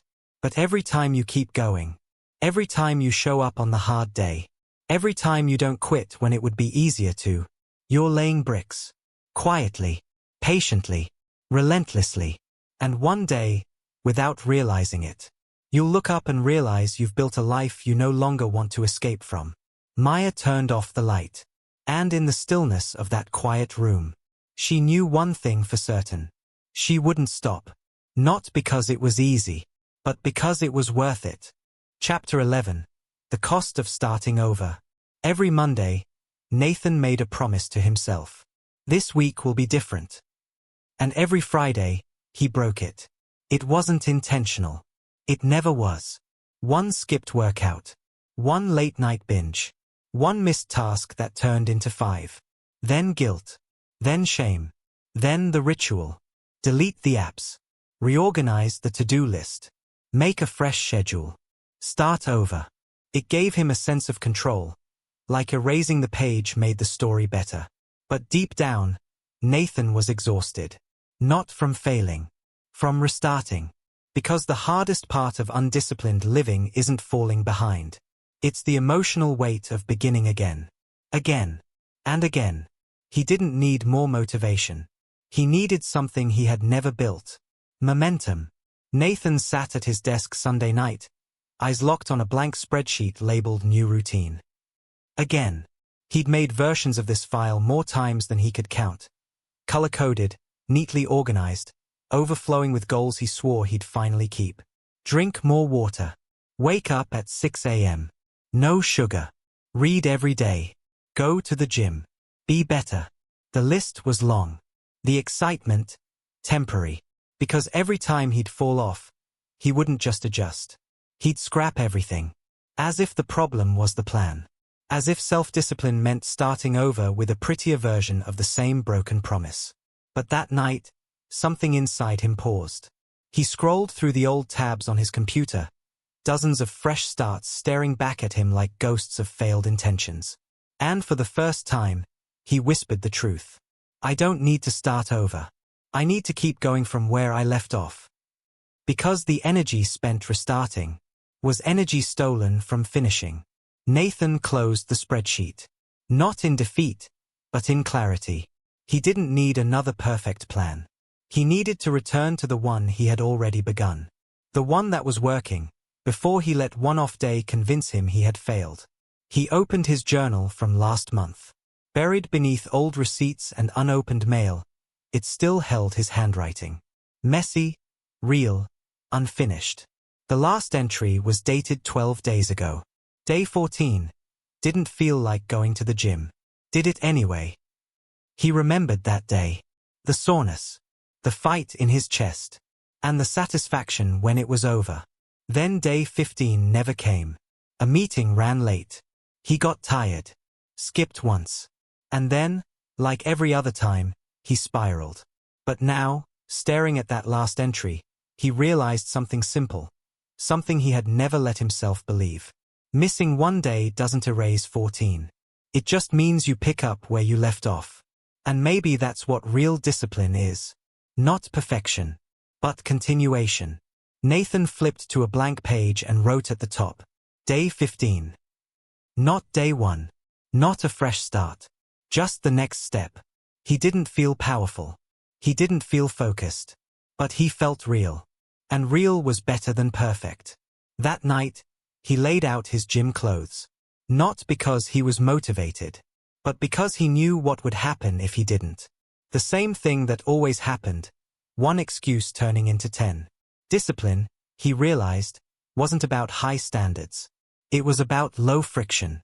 Making it easier to continue than to quit. Easier to act than to delay. Easier to build than to rebuild. He whispered to himself, I don't need to reset. I just need to resume. And with that, something shifted.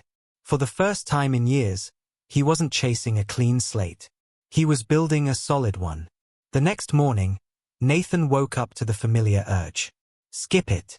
Start again tomorrow. You've already messed up the rhythm. But he didn't listen. He didn't reach for motivation. He reached for his gym clothes. No music. No hype. Just movement. Each rep was a quiet rebellion against the voice that said he had to be perfect. Each drop of sweat was a reminder that he didn't have to restart to be worthy. He just had to continue. By the end of the workout, nothing looked different. But something felt different. He wasn't chasing momentum anymore. He was building it. And that's the thing about discipline. It doesn't ask for flawless execution. It just asks that you come back. Again and again. Without drama. Without shame. Just return. And that's what Nathan was learning to do. Not to reset his life every time it got messy, but to carry the mess with him and still move forward. That night, Nathan sat in his room with his journal open in his lap. The page said, Day 15. I didn't start over. I picked up the weight again. He traced the words with his finger. Simple. Small. Unremarkable to anyone else. But to him, it was everything. Because starting over had always felt clean. Safe. Motivating. But it was also a trap. A way to delay.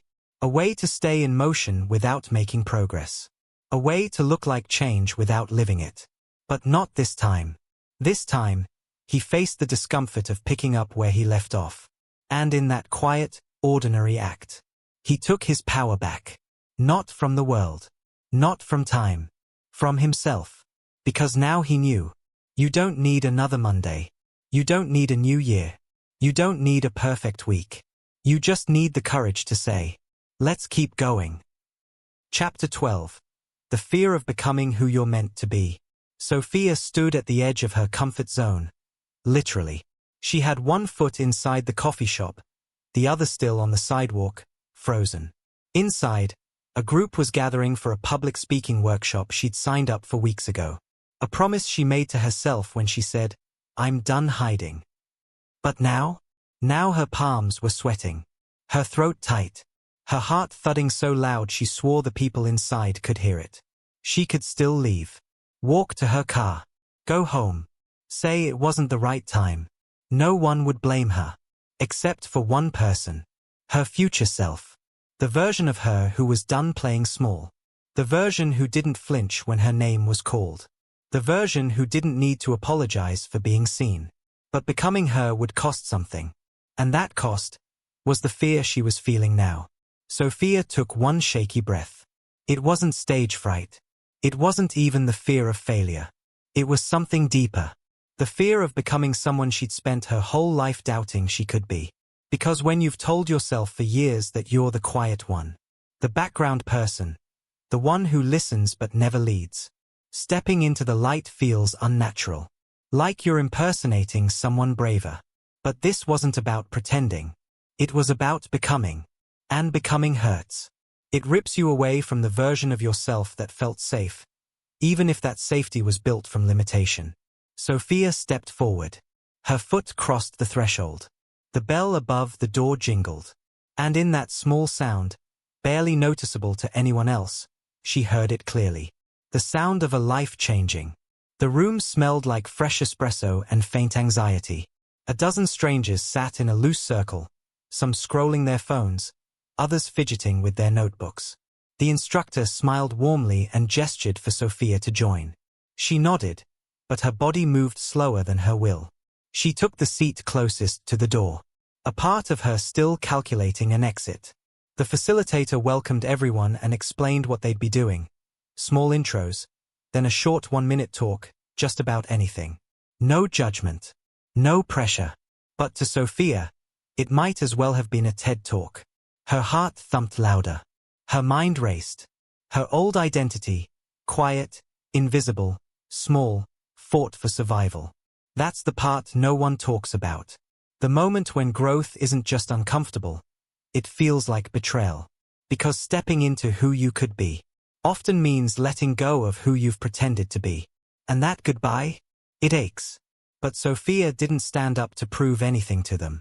She stood up because if she sat in silence again, she knew she'd be haunted by that version of herself she was trying to leave behind.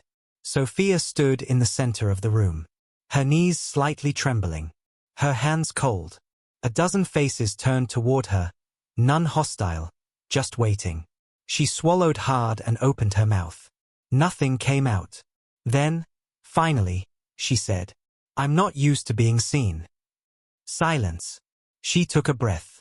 And continued. "I've spent most of my life trying to be small. Not because I wanted to, but because it felt safer. I thought if I didn't take up space, I wouldn't be rejected. But lately, I've been wondering, what if hiding is its own kind of rejection?" The room didn't erupt in applause. But heads nodded. One woman wiped her eye. Someone whispered, "Wow." And Sophia? She didn't feel fearless. She felt free. Because the fear hadn't gone away. She just moved through it. That's the truth about becoming who you're meant to be.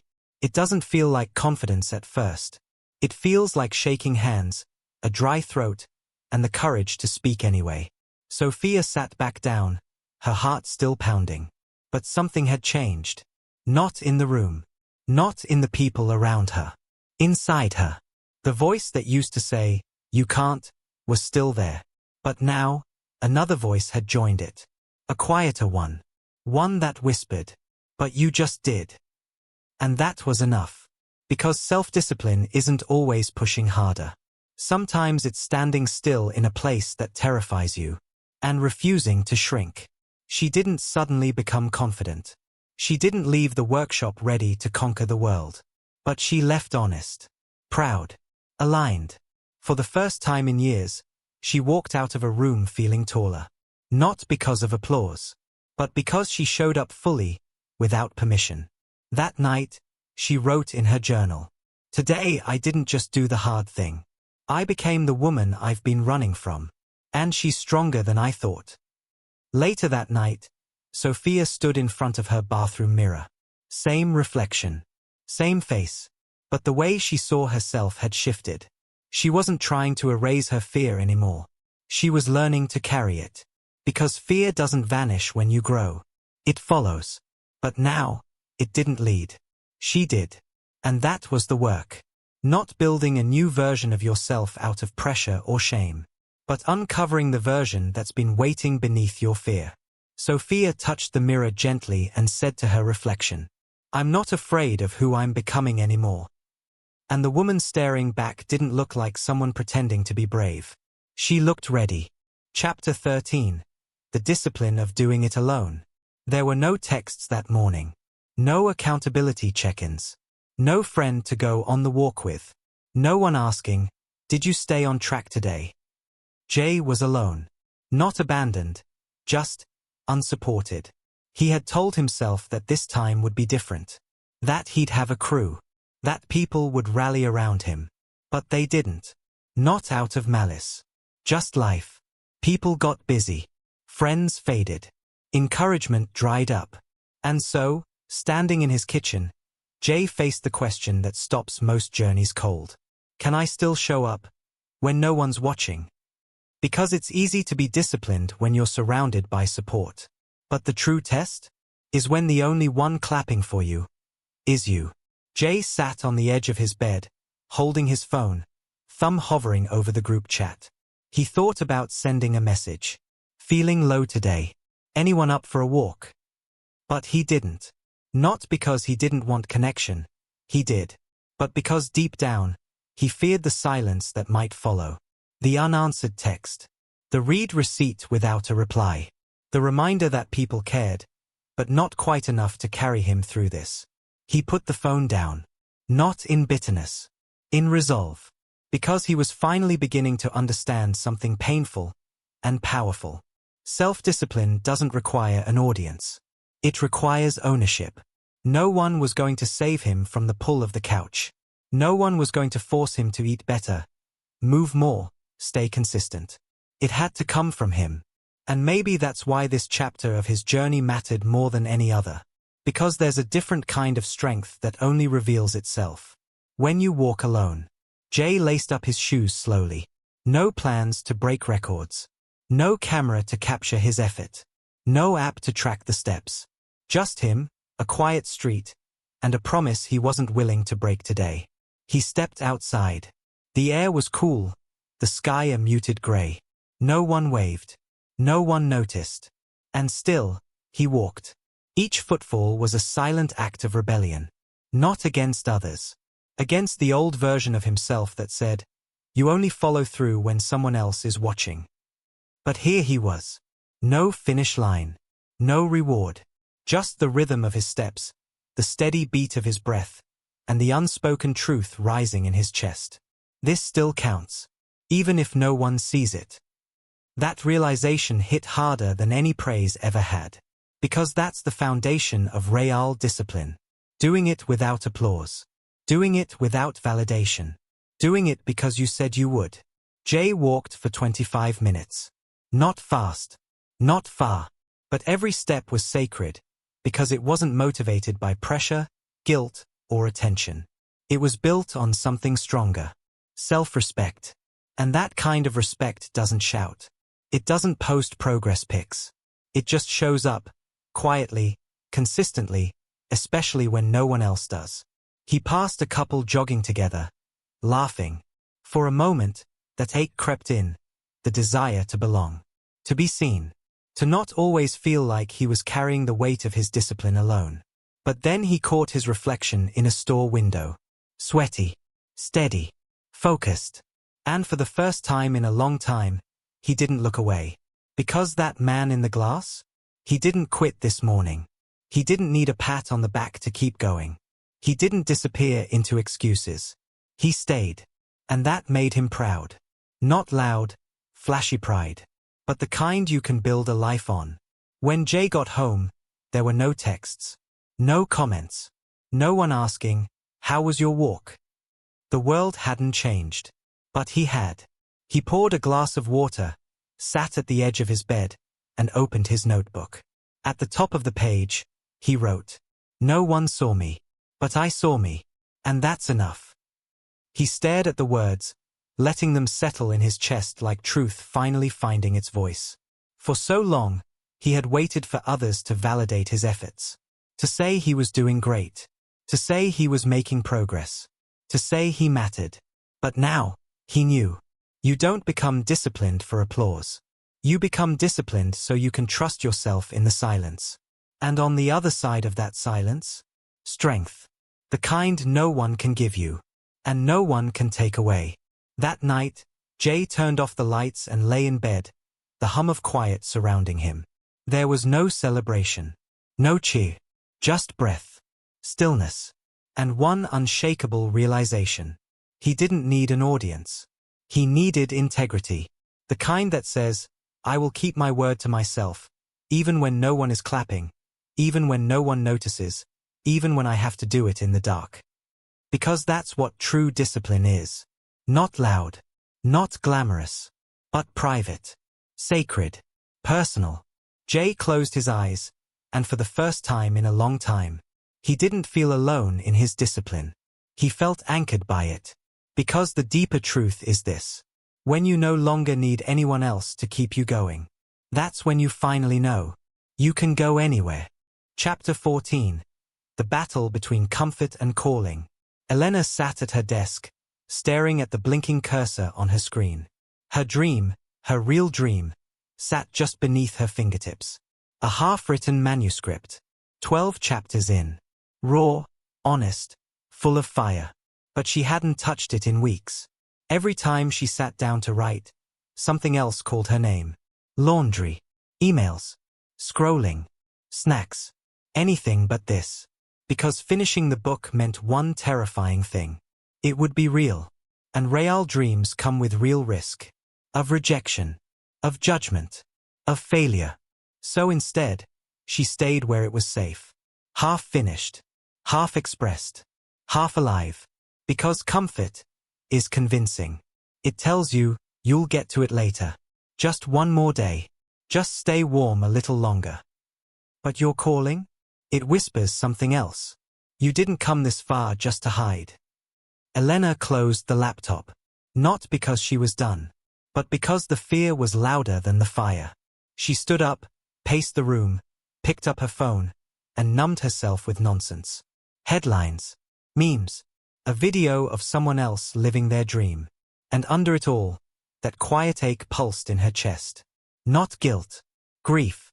The kind you feel when you know exactly what you're meant to do. But you keep choosing not to do it. And that's the war no one sees. The daily battle between who you are and who you're afraid to become. Comfort doesn't beg you to quit. It seduces you into waiting. Distracts you with convenience.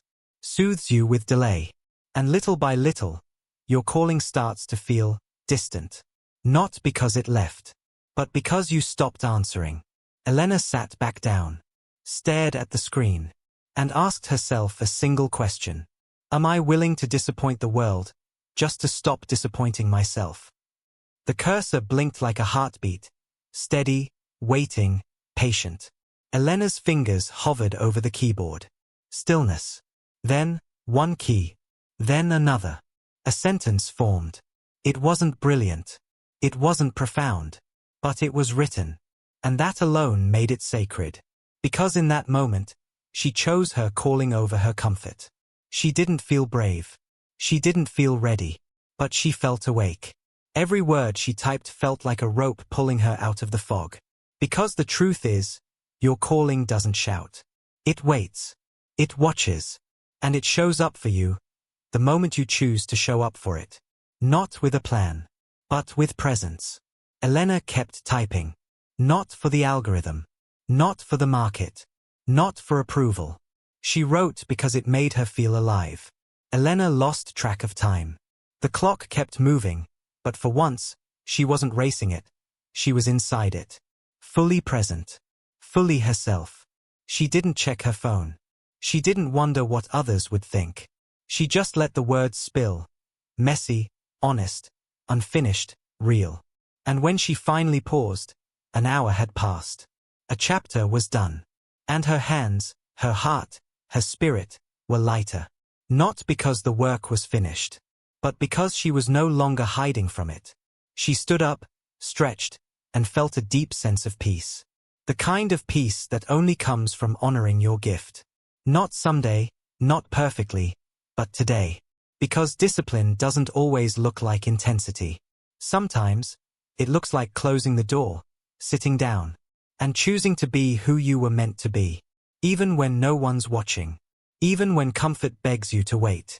Later that evening, Elena sat quietly with a cup of tea, staring at the screensaver on her laptop. It glowed softly, evidence that she'd shown up. And in that moment, she understood something she'd never seen so clearly. Comfort isn't rest.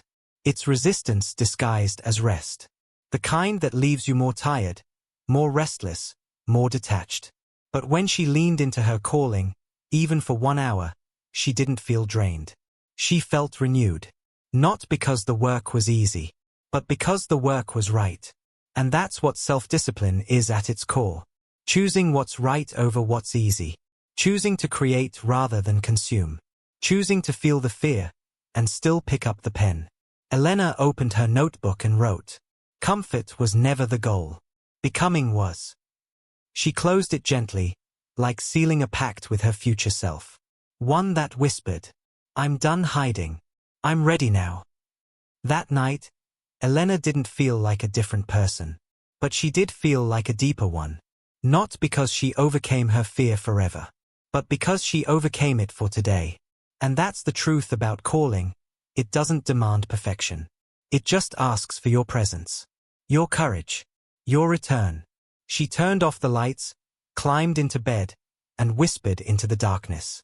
I choose calling over comfort. Even when it hurts. Especially when it hurts.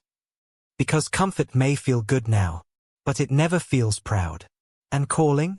It never stops calling. But it does get quieter the longer you ignore it.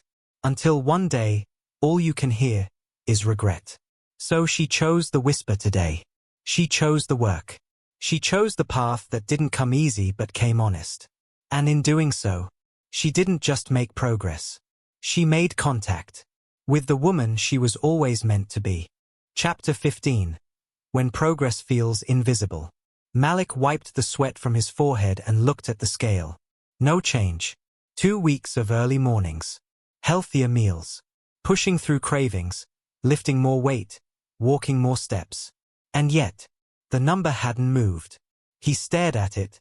Numb. Because this was the part no one warns you about. The in-between. When the effort is real. The struggle is constant. But the results are silent. No wow moments. No compliments. No before and after shots worth sharing. Just the slow grind of showing up. And feeling like nothing's happening. And in that quiet space between effort and evidence. That's where most people quit. Malik sat on the edge of his bed, towel over his shoulders, staring at the floor. He felt betrayed by his own effort. Like discipline had promised something it hadn't delivered. And then the thoughts came in. Sharp, cynical, familiar. What's the point? Maybe this just doesn't work for me. Other people see changes faster. Maybe I'm just built different. He almost believed it. Almost let that voice pull him back to comfort. Almost skipped his next meal prep, his next workout, his next early morning. But somewhere inside him, a new voice rose. Not loud. Not inspirational. Just honest. You're not doing this for the scale. He looked up. That's right. He wasn't. He was doing it because he was tired of lying to himself. Because he wanted to be dependable again. To others, yes, but mostly to himself. Because he was done quitting halfway through the transformation. Just because the mirror didn't reflect what was already changing inside. Malik stood up and walked to the bathroom mirror. Not to look at his body, but to look into his own eyes. And there it was. Not a physical change, but something deeper. Resolve. Not the kind you post online. The kind that's earned through quiet consistency. He touched the glass, then whispered to himself. The results will come. But the proof is already here. The proof was in the decisions. The past temptations. The early alarms he didn't snooze. The soreness he embraced instead of avoided. Discipline wasn't waiting at the finish line. It was already living in his routine. And even if no one could see the difference yet, he could feel it. That feeling? That's the invisible part of progress.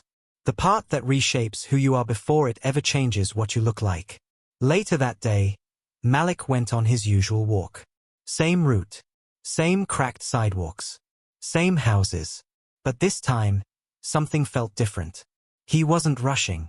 He wasn't hoping the miles would melt away the weight faster. He was present. Every step felt earned. Not because it was impressive, but because it was kept. A promise to himself, honored in silence. And that's what progress really is. Not the reward at the end, but the person you become along the way. He passed a park where he used to sit and scroll, wasting time, waiting for change to magically happen. Now, he walked past it, head up, breath steady. Not driven by punishment, but pulled forward by purpose. Because Malik no longer needed fast results to feel worthy. He needed only one thing. Proof that he wouldn't abandon himself again. And that proof was showing up in every invisible, uncelebrated decision he made. That evening, Malik stood at the stove, cooking the same simple dinner he'd made for the past week. No shortcuts. No reward meal. No applause. Just discipline. Repeated. He plated the food, sat down, and turned on soft music. No distractions. No screen. Just him and the quiet rhythm of a routine he used to resent. But something had shifted. He didn't feel stuck anymore. He felt rooted. Because progress wasn't in the mirror, it was in the moments. The ones that used to feel too small to matter. The ones no one notices. Discipline isn't always visible, but it's always building. And with every small decision Malik kept, he wasn't just moving closer to a goal. He was becoming the kind of man who finishes. Not because the world pushes him, but because he finally believes he deserves to follow through. That night, Malik opened his journal. He didn't write about numbers. He didn't write about how much weight he'd lost, or hadn't. He wrote this. I am not waiting for proof anymore. I am the proof. My consistency is louder than the scale. My effort is building someone I can be proud of, even if no one else can see it yet. He closed the journal and exhaled. Because some days, the mirror won't cheer for you. The scale won't move. The people around you won't notice the quiet battles you keep winning. But that doesn't mean nothing's happening. It means the roots are growing deeper. The foundation is settling. The identity is solidifying. And the version of you you've been chasing is already showing up. His in the decisions. The silence. The days you don't give up, even when it feels like it's not working. Because real change never announces itself. It's built quietly. Until one day, it's undeniable. Chapter 16. The moment you stop needing permission. The world had trained Camille to ask first. To wait for the green light. To seek approval. To make sure it was okay to want more. As a kid, she raised her hand before speaking. As a teen, she looked around to see what everyone else was doing before making a choice. As an adult, she still found herself asking, is this too much? Am I allowed to want this? Even her dreams came with disclaimers. She had ideas. Big ones. But they always came with a hesitation. A fear that someone else had to validate her before she could move forward. But one morning, sitting alone with her coffee and a head full of excuses, she asked herself something that shattered the silence. What if no one ever gives me permission? Would I still go? And just like that, the waiting ended. Camille closed her journal and stared out the window. She thought about all the times she had held herself back. Not because she wasn't ready, but because she was waiting for someone to tell her she was allowed. Allowed to start. Allowed to try. Allowed to take up space. But the truth hit her like a wave. No one was coming. No one was going to anoint her as ready. Because readiness doesn't arrive, it's chosen. She stood up and walked to her desk. The business idea she'd been sitting on for over a year sat in a folder labeled Later. She clicked it open. Her hands shook. Her heart raced. But this time, she wasn't waiting for the fear to disappear. She just decided to move anyway. And that was the moment the shift began.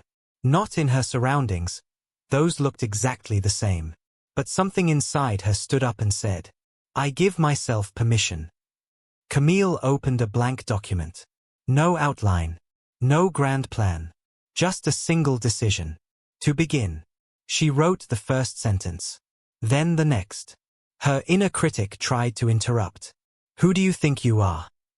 No one's going to take this seriously. This has been done before. But something had changed. She didn't argue with the voice. She didn't try to silence it. She just kept typing. Because this wasn't about confidence. It was about conviction. And conviction doesn't wait for perfect timing or full belief. It moves, even when the hands are trembling. Camille paused, looked at what she'd written, and smiled. Not because it was flawless, but because it existed. And it existed because she finally stopped asking for permission. That afternoon, Camille didn't post about her progress. She didn't call anyone to share what she'd started. She just kept going. And in that silence, she discovered something sacred. When you stop asking for permission, you stop needing applause. You no longer need the world to tell you you're valid. You no longer wait to be chosen. You choose yourself. She worked for 2 hours uninterrupted.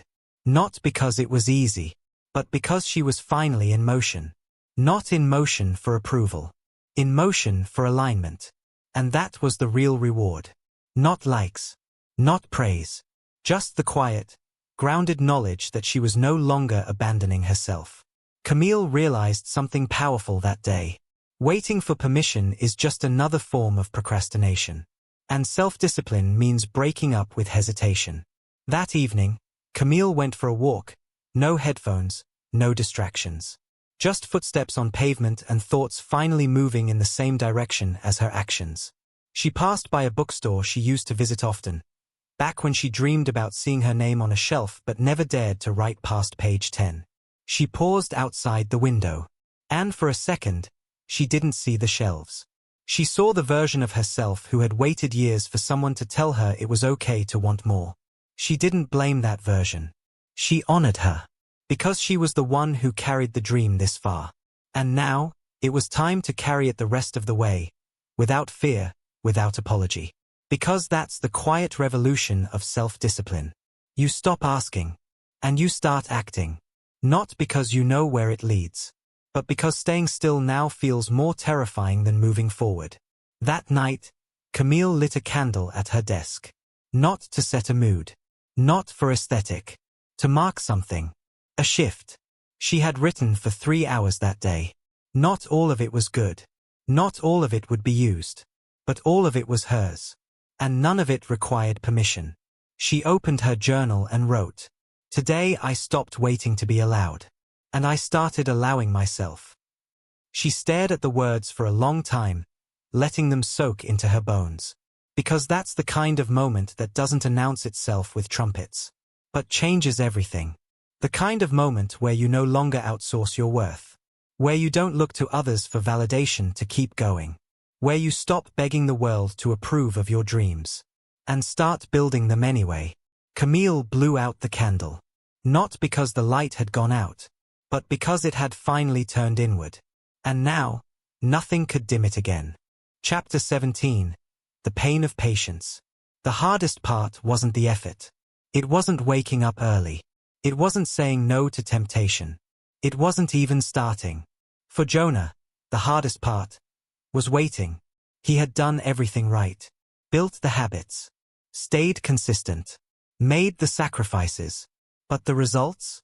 They came slowly. Too slowly. His body was changing, but barely. His business was growing, but not enough. His mind was clearer, but still crowded with doubt. And every morning, discipline demanded the same thing. Keep going, even when it feels like nothing is happening. That was the pain he never saw coming. The ache of patience. Jonah sat at his desk, head in his hands, the glow of his laptop casting long shadows across the room. Another day, another post, another effort poured into something that still felt invisible. He wanted to believe it was working. He needed to believe it. But belief is hard to hold when results are slow to show. He whispered under his breath, What if I'm doing all of this, and nothing comes of it? That was the fear. Not failure. Futility. Because discipline without results feels like shouting into the void. And sometimes, the echo is deafening.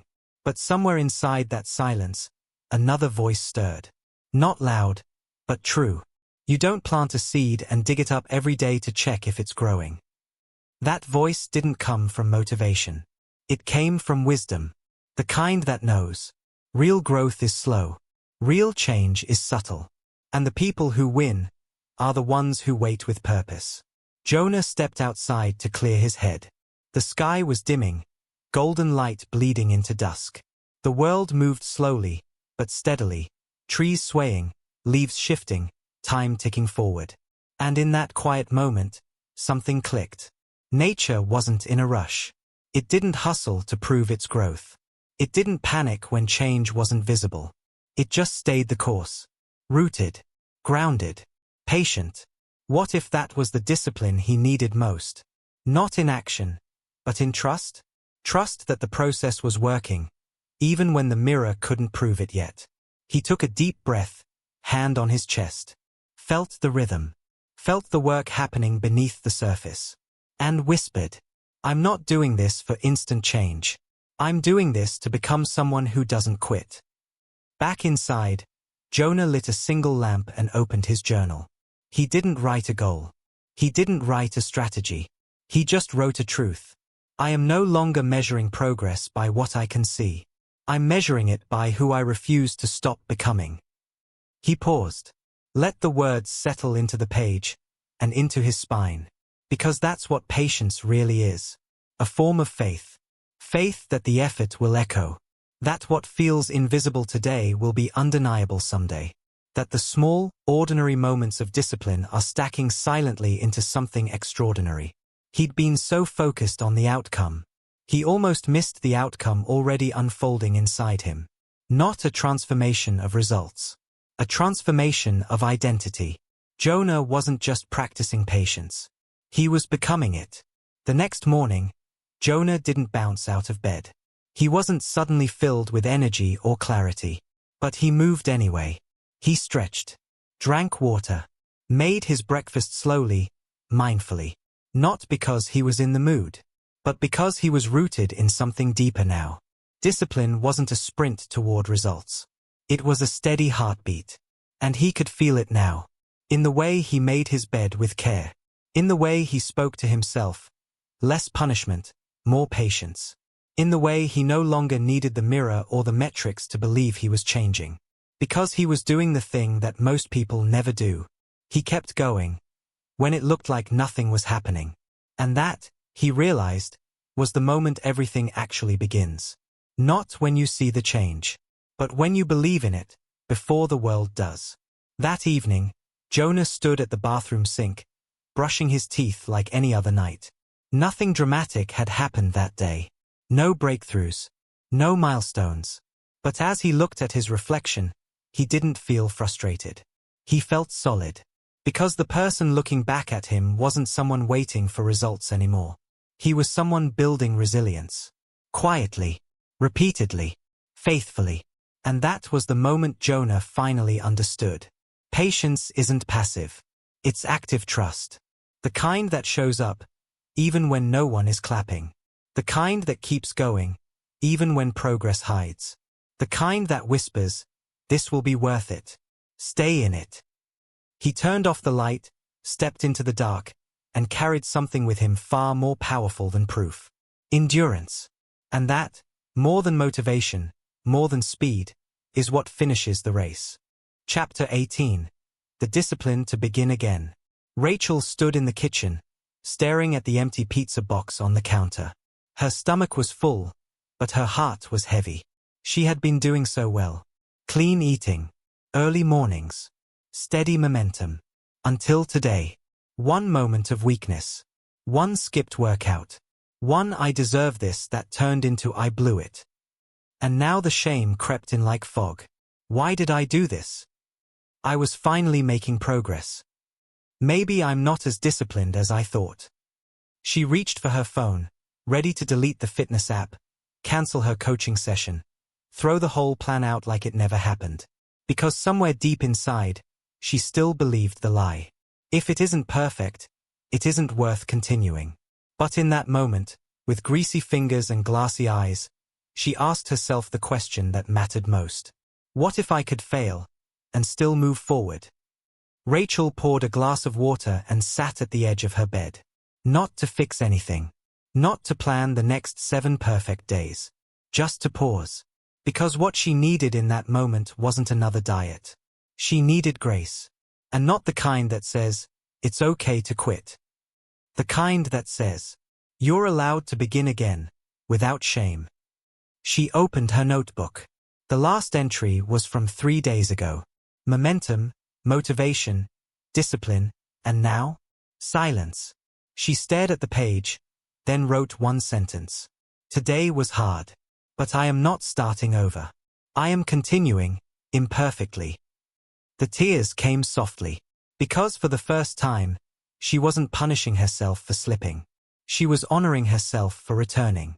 That's what most people don't realize. The power isn't in never falling. The power is in never staying down. Rachel closed the notebook and exhaled. Not the kind of breath that comes from defeat, but the kind that feels like forgiveness. She stood up and began to clean the kitchen. Not as punishment, but as an act of reclamation. Every plate washed. Every crumb wiped away. Every small movement said, I still care. I still believe. I'm still in this. She wasn't chasing perfection anymore. She was choosing integrity, one quiet, unglamorous action at a time. Because that's what beginning again really is. Not a dramatic restart. Not a motivational speech. It's a decision made in the aftermath of a mistake. To not let one choice define the next. And as Rachel threw away the last napkin and turned out the kitchen light, she whispered to herself, you didn't fail. You felt. And you came back anyway. The next morning, Rachel's alarm went off. She didn't bounce out of bed. She didn't feel like a warrior. But she moved. Feet on the floor. Hands brushing her teeth. Body moving through the same motions that had once felt like momentum, and now felt like redemption. She didn't change the plan. Didn't say, I'll start fresh on Monday. She just picked up right where she left off. Because starting again doesn't mean erasing the past. It means refusing to let it stop your future. She laced up her shoes, poured her water, looked at herself in the mirror and said, you're still her. The one who shows up. The one who keeps going. And that voice, tender, grounded, forgiving, was louder than the shame ever was. Rachel stepped outside into the cool morning air. The sidewalk was quiet. No one knew that yesterday she had fallen. No one cared that today she was rising. And that's what made it powerful. Discipline isn't proven on your best days. It's proven the day after you break your streak. The day after you mess up. The day after you give in. The day after you wonder if any of this is working. And yet, you keep going. Rachel walked slowly, not to punish herself, but to remember. She wasn't fragile. She wasn't broken. She was resilient. Because failure doesn't disqualify you from progress. It qualifies you for it. Only those who've fallen know the real courage it takes to begin again. And that morning, step by step, Rachel reclaimed her power, without needing to earn it. That evening, Rachel lit a candle in her room. Not for ambience, but as a ritual. A quiet declaration. She sat down, opened her journal again, and wrote, I am not perfect, but I am consistent. And that's stronger. She stared at those words for a long time, then underlined them. Because they held the truth she had forgotten. Self-discipline isn't about never slipping. It's about never staying lost. The strongest people in the world aren't the ones who never fall. They are the ones who rise without drama. Who return without shame. Who begin again, without needing to start over. Rachel closed the journal, turned off the light, and whispered to herself in the dark. I can begin again. And I just did. Chapter 19. The Silence Between Milestones. Eli sat in his car, staring at the dashboard. No celebration. No confetti. No notification that said you made it. He had just finished his 60th consecutive day at the gym. But there was no crowd. No trophy. No dramatic transformation. Just silence. He had expected more. More pride. More visible change. Maybe even a breakthrough. But the truth was, this felt just like day 17. And day 31. And day 44. Different effort. Same stillness. And in that quiet space, something inside him whispered, "Is this it?" Because no one tells you that discipline doesn't always reward you in moments. It rewards you in hindsight. And the spaces in between? They're quiet. And they matter. Eli drove home slowly, the sun setting behind him, painting the sky in colors that felt too beautiful for how dull he felt inside. He had done everything right. Stayed consistent. Stayed focused. Did the representatives. Logged the meals. Pushed through the resistance. And still, it felt ordinary. No breakthrough. No clarity. Just a tired body and a quiet mind. He walked into the house, dropped his keys on the table, and sat in the dark.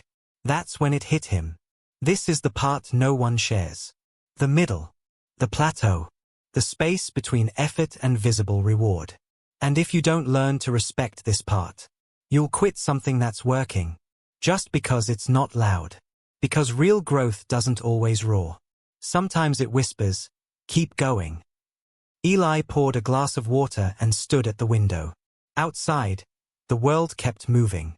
Lights flickered on in houses down the street. A jogger passed by. A dog barked in the distance. Everything looked normal. But he was learning something most people never sit with long enough to understand. The middle of transformation feels like nothing. But it's actually everything. Because this is where identity is cemented. Where effort becomes character.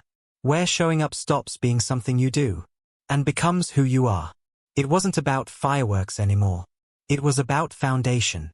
And while that didn't come with applause, it came with something far more powerful. Credibility with yourself. Eli leaned against the counter and smiled faintly. Maybe this wasn't the finish line. But it was proof he wasn't turning back. Later that night, Eli lay in bed staring at the ceiling. There was no anxiety. No urgency. Just a strange, still kind of peace. He thought back to when he started. How badly he had wanted to change everything in a week. How he measured progress by the scale, the mirror, the praise of others. But now he was measuring something deeper. The quiet integrity of consistency. The calm that comes from honoring your word. The stillness that follows self-respect. Because the truth is, some days won't feel like victory. They'll feel like routine. Like maintenance. Like silence. And that silence doesn't mean nothing's happening. It means you've stepped into a life where progress no longer has to shout.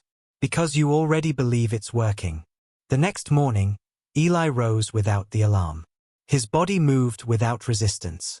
His mind didn't argue. It was just what he did now.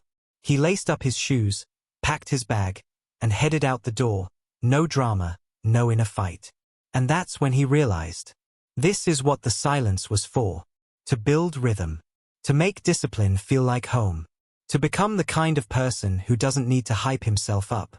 Because showing up is no longer a debate. It's a decision that's already been made. And maybe no one sees it. Maybe no one congratulates you for brushing your teeth, prepping your meals, or skipping the snooze button. But you know you're changing, not in sudden leaps, but in steady, irreversible shifts. Eli walked into the gym, nodded at the front desk, and began his warm-up. No celebration. No big moment. Just proof. He's still in the fight. That night, Eli didn't journal about how far he had to go. He wrote about how far he had come.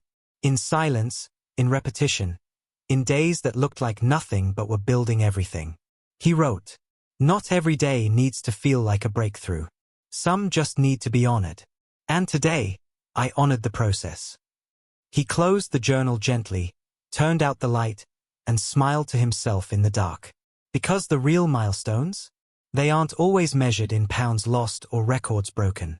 Sometimes, They're measured in the day you didn't quit. Simply because you stopped needing to be impressed to stay consistent. And in that kind of quiet, you don't just build progress. You become the kind of person who lasts. Chapter 20. The Weight You No Longer Carry. Lena stood in front of her closet, holding a pair of jeans she hadn't worn in years. Not because they didn't fit, but because of what they represented. They were tied to a version of her she had outgrown. A season of life where her worth was wrapped in numbers, appearances, and constant self-comparison. Back then, everything was measured. Calories, steps, comments, and the heaviest weight she carried wasn't on her body. It was on her mind. The pressure to be perfect. The shame of slipping. The guilt of always feeling like she wasn't enough. But now, as she stood in the morning light, something felt different.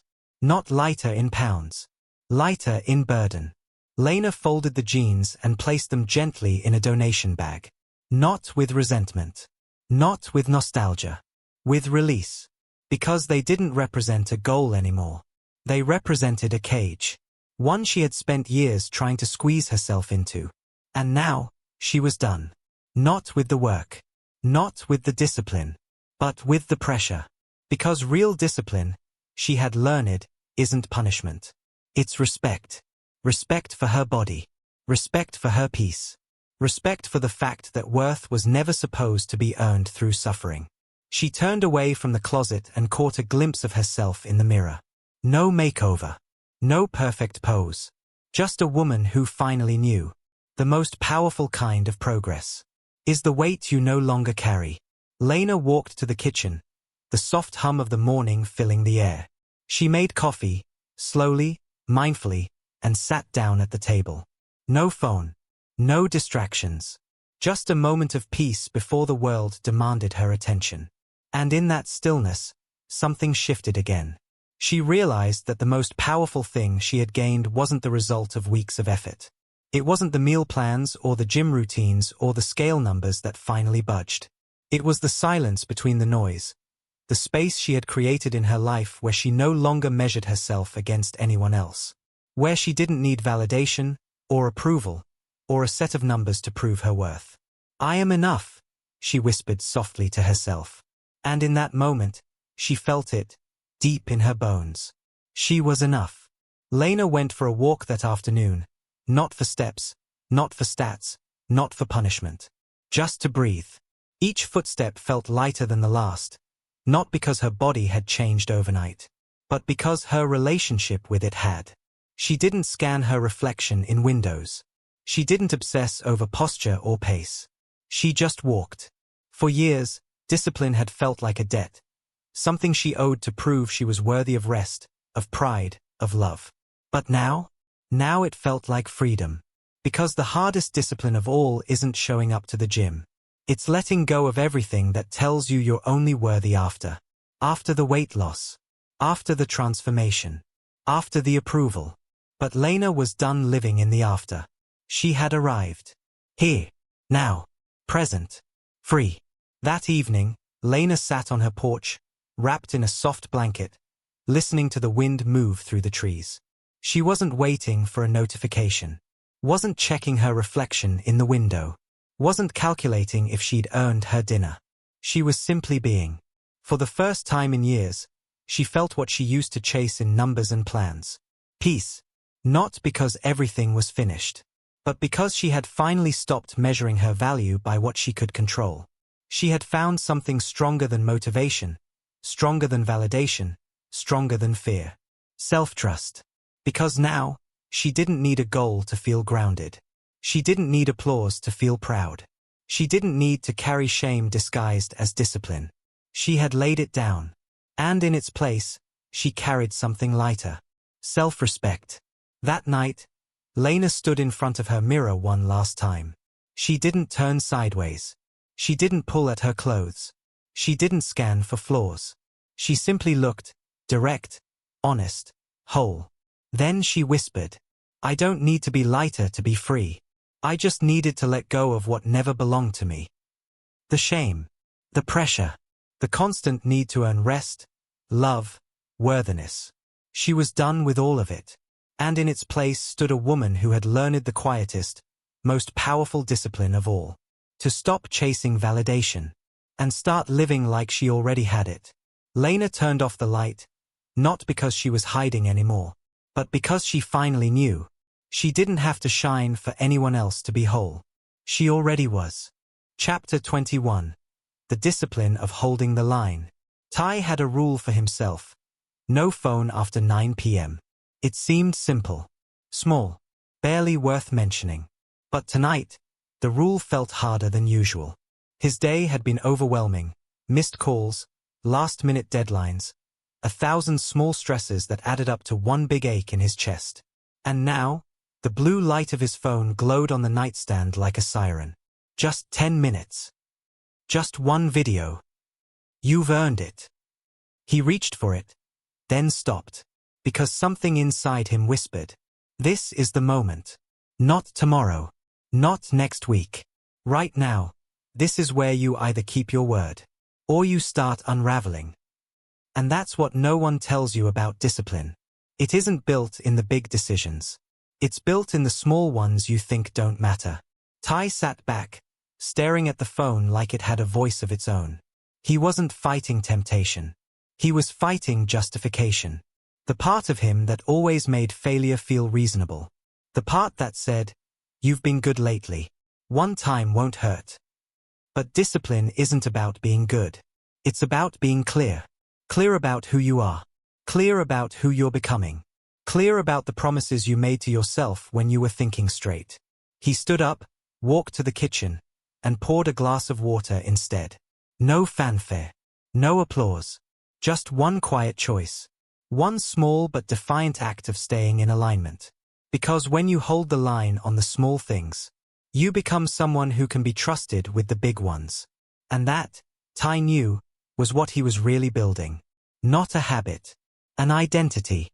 Ty leaned against the counter, glass in hand, the hum of the refrigerator the only sound in the room. He wasn't proud. He wasn't fired up. But he was centered. Because in that tiny moment, when no one was watching, when it would have been easy to cave, he didn't. And that, he realized, is where discipline becomes real. Not in streaks. Not in charts. But in invisible moments of integrity. Moments when the only reward is knowing you didn't abandon yourself. He walked back to his room, plugged in his phone, and flipped it face down. Not with frustration. With certainty. Because the version of himself he respected, the one he was becoming, didn't need to justify breaking his own word just to feel better for 10 minutes. He needed to know he could trust himself. And tonight, he did. Ty slid under the covers, the room dark and still, his phone silent on the nightstand. He wasn't tired from effort. He was tired from resisting. Because that's what most people don't realize. Sometimes the greatest work you'll do is the work no one sees. The kind where you choose what's right over what's easy. Where you uphold your boundaries, even when no one would fault you for bending them. Where you honor your own rules. Not because you have to, but because they mean something. He laid his head on the pillow and smiled faintly. Not because the day had gone perfectly. Not because everything was fixed. But because he held the line. When it mattered. When it was quiet. When the only person it would affect was him. And that, he knew, was exactly why it mattered most. The next morning, Ty woke up without guilt. No scrolling hangover. No shame. No internal cleanup from a promise broken. He just woke up clean. Clear. And that feeling? That was the reward. Because the win wasn't dramatic. It wasn't loud. It was internal peace. The kind that's earned through quiet, invisible consistency. The kind that stacks day by day. Until one day, you're no longer trying to be disciplined. You just are. Not because you're perfect, but because you've become someone who knows how to keep the line straight, especially when no one else sees it. And that's where true strength lives. Not in how much you can carry, but in how often you refuse to drop what matters. That night, Ty lit a small candle on his desk. He didn't need it, but he wanted to mark something. Not a milestone. Not a victory. Just a moment of quiet recognition. I held the line. And I'm still holding it. He opened his journal and wrote, "Discipline is not about pushing harder. It's about protecting what I said mattered, even when it feels small." He closed the journal gently, turned off the light, and looked around the room. Same space, same man, but something had changed. He trusted himself more. And that trust wasn't built in grand gestures. It was built in a single, ordinary decision. To honor the boundary, when it would have been easy to break it. Because anyone can draw a line. Only the disciplined learn to stand behind it. Chapter 22. The Temptation to Go Back. Jordan stood in the parking lot of his old gym. The one he used to go to before everything fell apart. Before the burnout. Before the stress eating. Before he gave up and ghosted every routine he once swore he'd keep. He hadn't planned to come here. He was just driving, thinking, trying to escape the pressure of progress. When he found himself here, parked in a space that felt like a memory. Part of him wanted to walk in, sign up again, and start fresh. But another part wanted to drive away. Back to comfort. Back to what was easy.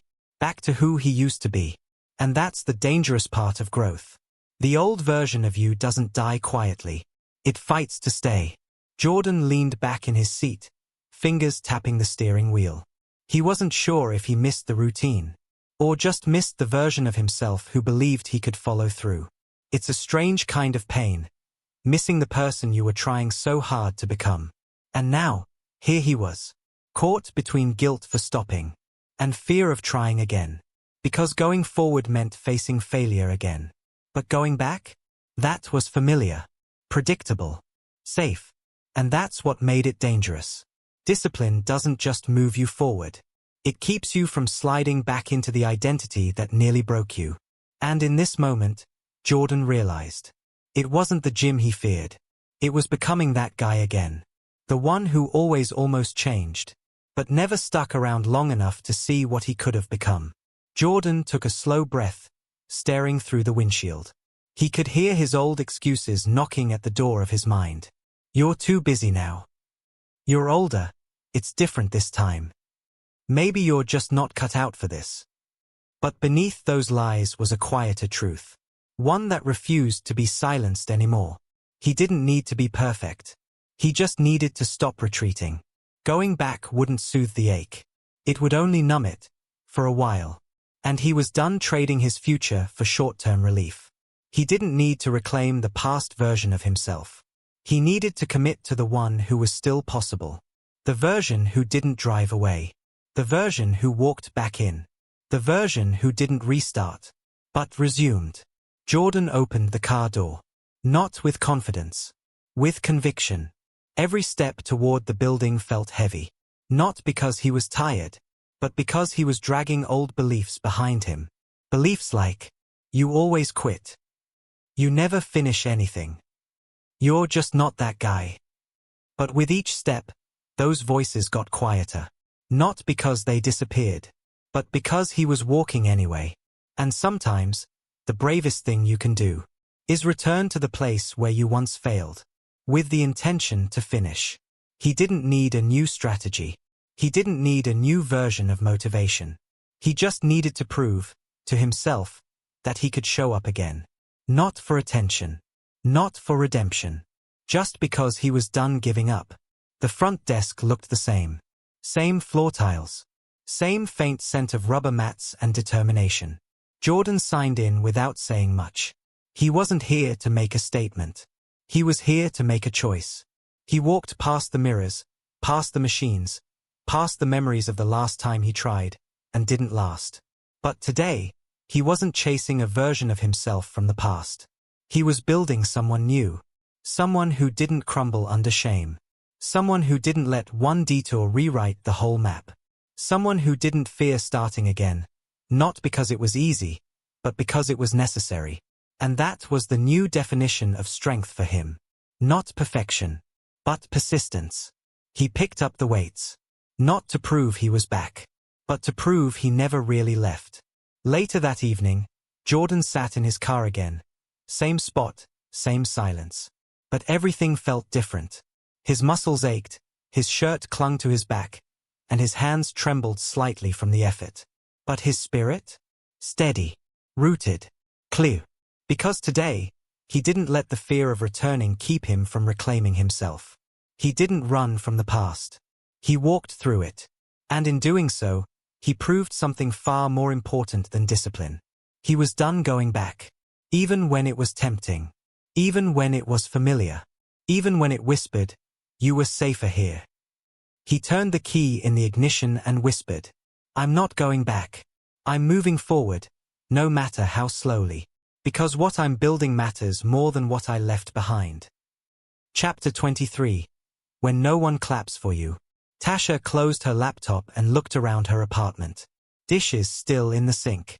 No text replies. No likes on the post she debated for 2 hours before sharing. She had just completed her 90-day challenge. No skipped workouts. No fast food. No excuses. 90 days of effort, discomfort, showing up when it was easier to stay small. She had expected to feel proud, empowered, triumphant. Instead, she felt alone. No one messaged to say, "I'm proud of you." No one noticed the quiet consistency. No one clapped. And in that stillness, she felt a sharp ache rise in her chest, the kind that whispered, "Was it even worth it?" Because no one tells you that the hardest part of discipline isn't the work. It's doing it without witnesses. Tasha poured herself a glass of water and stood by the window, watching the world go on. People laughing on the sidewalk. A neighbor walking their dog. Someone across the street dragging out their trash bins. Ordinary life. And here she was, having done something extraordinary. And no one noticed. That was the part she hadn't prepared for. The silence after the sacrifice. The quiet after the climb. Because we're taught to chase transformation, but not how to sit in the stillness that follows it. No applause. No celebration. Just you and your progress. And that's where most people give up. Not because the journey is too hard, but because recognition feels like oxygen. And when it doesn't come, you wonder if the fire was ever real. Tasha closed her eyes and took a breath. You don't need the world to clap. You need to keep walking. Tasha sat down at her kitchen table, notebook open, pen in hand. She flipped back through old entries. Day 1, Day 7, Day 21. She read the doubts, the cravings, the nights she almost quit. And she smiled. Because every time she had wanted to stop, she didn't. And that mattered, even if no one clapped. She picked up the pen and wrote a single sentence on the fresh page. You did it anyway. No exclamation mark. No fanfare. Just truth. Because the reward wasn't in being seen. It was in becoming someone who didn't need to be. That was the shift. That was the freedom. Not freedom from work or struggle, but freedom from needing outside validation to stay committed. Tasha looked around her quiet apartment, the same one that had watched her cry, stretch, sweat, and rise. And she whispered, "This is sacred, even if it's silent." Later that evening, Tasha went for a walk. Not to burn calories. Not to hit a step count. But because it had become a part of who she was now. The air was crisp. The streets were empty. And with every step, she remembered what this journey had really been about. Not approval. Not applause. Alignment. Becoming the kind of woman who doesn't break promises to herself. Who doesn't need to announce every victory. Who doesn't shrink when the world goes quiet. Because silence isn't failure. It's formation. And under that silence, something stronger than pride had taken root. Self-respect. She walked without music. Without posting. Without needing to prove anything to anyone. And that, she realized, was the real celebration. She no longer needed the world to notice. Because she did. When Tasha got home, she didn't scroll. She didn't check notifications or search for validation. She lit a candle. Took a long shower. Put on her softest clothes. And in that slow, gentle rhythm, she felt something deeper than excitement. She felt peace. Because for the first time, she understood. Discipline doesn't need a witness. It needs a home. A place inside you that stays rooted. Even when it's quiet, even when it's lonely, even when the crowd is gone. She stood in front of the mirror. No filters. No flexing. No comparison. And she whispered. You didn't need them to clap. You just needed to keep going. And she did. That night, Tasha lay in bed with the lights off, the room still and quiet. No messages came in. No notifications. No badge of honor. And yet, her chest felt full. Because what she had built, day by day, hour by hour, was hers. Unseen. Uncelebrated. Unshakable. She reached for her journal one last time and wrote, I didn't quit. Even when no one was watching. Even when no one cared. And that's how I know this is real. She closed the journal and smiled into the dark. Because in the end, the discipline that lasts is the kind that's rooted in something no one can take from you. Your word. Your walk. Your will. And maybe no one clapped. But she no longer needed the noise. Because she had finally found her rhythm in the silence. Chapter 24. The day you don't feel like it. No alarm could save Darren that morning. The sun was up, but he wasn't. His body stayed wrapped in the warmth of the blanket. His mind?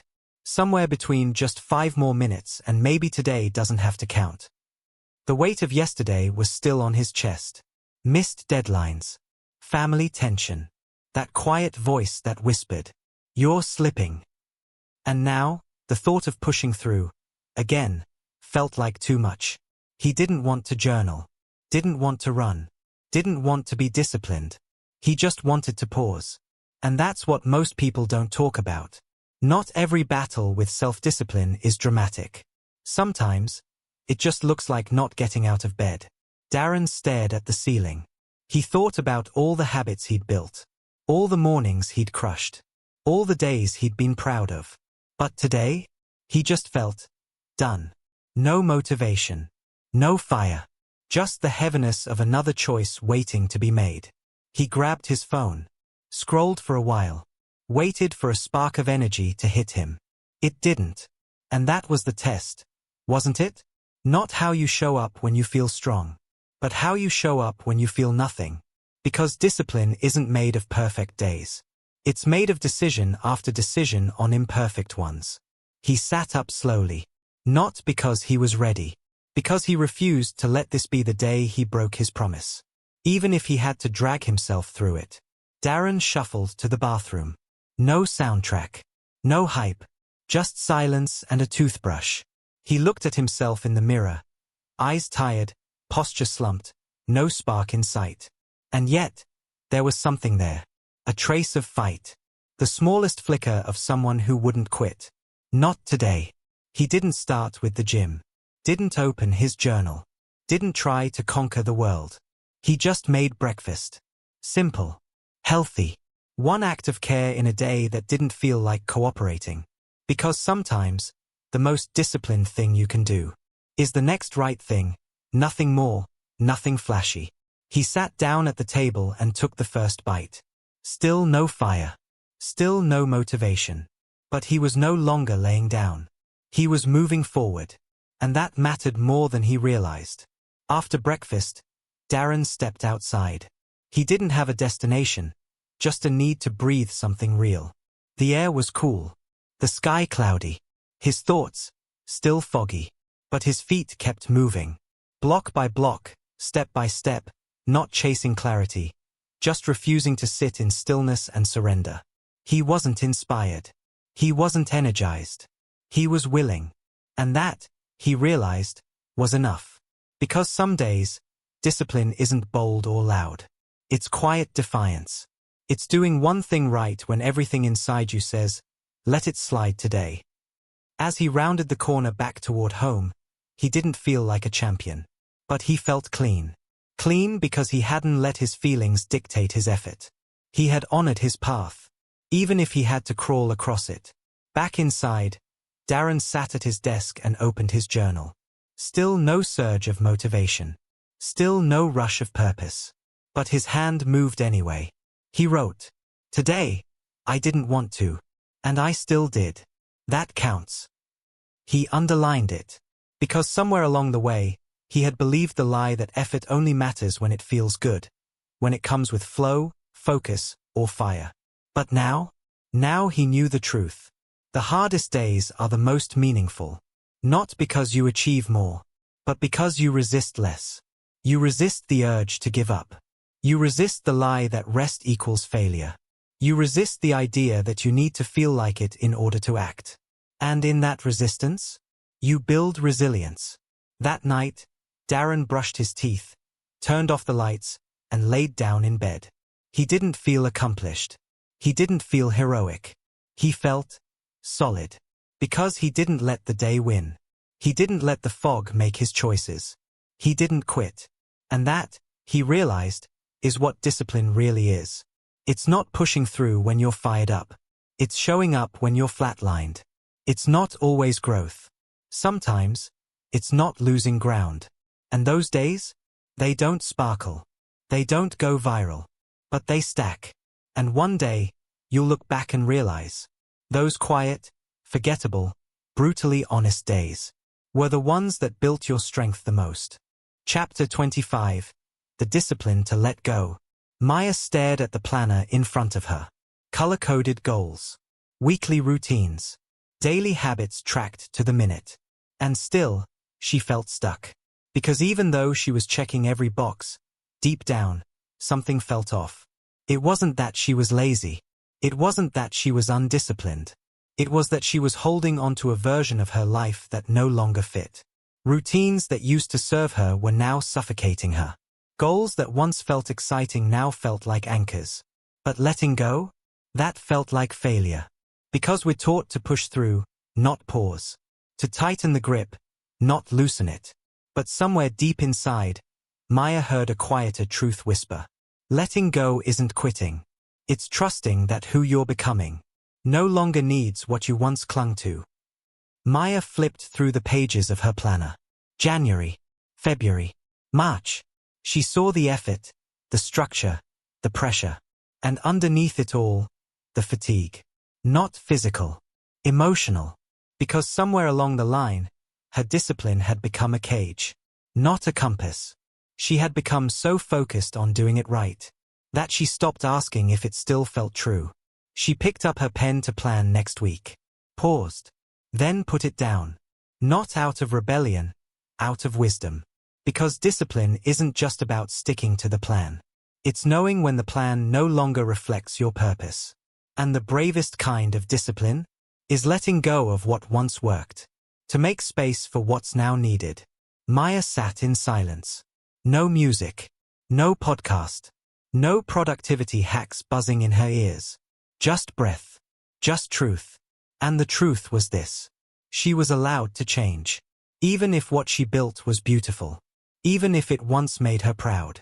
Even if it worked, until it didn't. Because that's the part no one talks about. How discipline sometimes means releasing structure, not just enforcing it. She looked around at the life she had so carefully designed. Then asked herself a question she hadn't dared to before. What would my routine look like if it were built on who I am now? Not who I used to be trying to fix. And in that question, something softened. Not her resolve. Her resistance. Maya walked to her desk, picked up the planner, and began removing pages. Not out of frustration. Out of freedom. Old goals. Obligations she no longer resonated with. Tasks she'd been dragging across weeks just to feel on track. Gone. And what remained? Space. Unmarked. Uncontrolled. Alive. Because she wasn't erasing progress. She was making room for alignment. Letting go isn't weakness. It's the strength to stop performing for a version of yourself that's no longer real. She grabbed a clean sheet of paper and didn't write a schedule. She wrote how she wanted to feel. Calm. Capable. Connected. Honest. That would be her new compass. Not perfection. Presence. That evening, Maya made tea and sat by the window. No to-do list. No timer running. No guilt in the stillness. Just her. And for the first time in weeks, she didn't feel behind. She felt in tune. Because letting go of the old routine didn't make her lazy. It made her honest. Honest about what mattered now. Honest about what she'd outgrown. Honest about what she was building next. Discipline isn't rigid. It's responsive. It evolves with you, not against you. And sometimes, the bravest form of consistency is giving yourself permission to change the pace without abandoning the path. Maya smiled softly, not because everything was figured out, but because she was no longer forcing what no longer fit. That night, Maya lay in bed with the window cracked open, a breeze brushing gently against her skin. She didn't think about tomorrow's tasks. She didn't worry about slipping behind. She felt light. Because discipline, she now understood, wasn't about control. It was about connection. To your energy. To your growth. To your truth. And truth changes. So routines must shift. Expectations must soften. And the path forward must bend, not break, with you. She reached for her journal and wrote, "Today, I didn't quit. I simply adjusted. And that, too, is discipline." She closed her eyes and smiled, not because she'd done everything, but because she'd finally done what was right for her. Chapter 26. When progress breaks your old identity. Rico stood in the middle of his kitchen, holding a pan he used every morning for years. Same pan. Same breakfast. Same routine. But today, something felt unfamiliar. Not the pan. Not the food. Him. He'd been on this journey for months, waking up early, working out, eating clean, showing up for himself when it was inconvenient. And slowly, quietly, it started working. He felt clearer, more confident, lighter. But with every small victory, something strange kept creeping in. Discomfort. Not with the progress, but with the person he used to be. Because growth wasn't just changing his habits. It was threatening his identity. Rico sat at the table, breakfast untouched. He wasn't sad. He wasn't anxious. He was unsettled. Because discipline had done more than improve his life. It had started to rewrite who he was. He used to be the guy who joked about never having willpower. The one who always said, "I'm just not that consistent." The one who made people laugh by laughing at himself first. But now, he was becoming someone new. And that terrified him. Not because he missed the old habits, but because he didn't know who he was without them. Progress forces you to grieve the version of yourself you outgrow. And sometimes, that grief feels heavier than the weight you set down. Rico stared at his reflection in the window. Not trying to go back. Just trying to understand who he was becoming. That afternoon, Rico met up with a few old friends. Same crew. Same jokes. Same rhythms. But something felt different, and not in the room. In him. The things that used to land didn't hit the same. The comfort of shared excuses felt a little hollow. The laughter wasn't fake, but it wasn't full, either. Because part of him was still trying to fit into an identity that no longer matched who he was becoming. And the hardest part? Realizing that growth can feel like losing your place in the circle. He wasn't judging them. He wasn't trying to be better. He was just moving. And movement always costs something. A role. A dynamic. A piece of the past. Rico drove home in silence that night, not out of sadness, but out of respect for the shift. Later that night, Rico stood in front of his bathroom mirror. He didn't look drastically different, but something behind his eyes had changed. He wasn't performing anymore.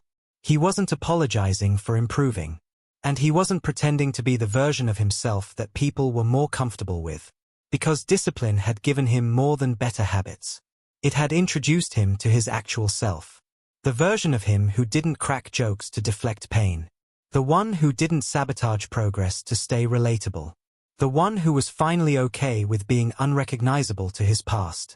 And maybe that was the cost of transformation. Letting go of who you were. So you can live as who you really are. Rico turned off the light, not because he was done working on himself, but because, for tonight, he finally felt at home in his skin.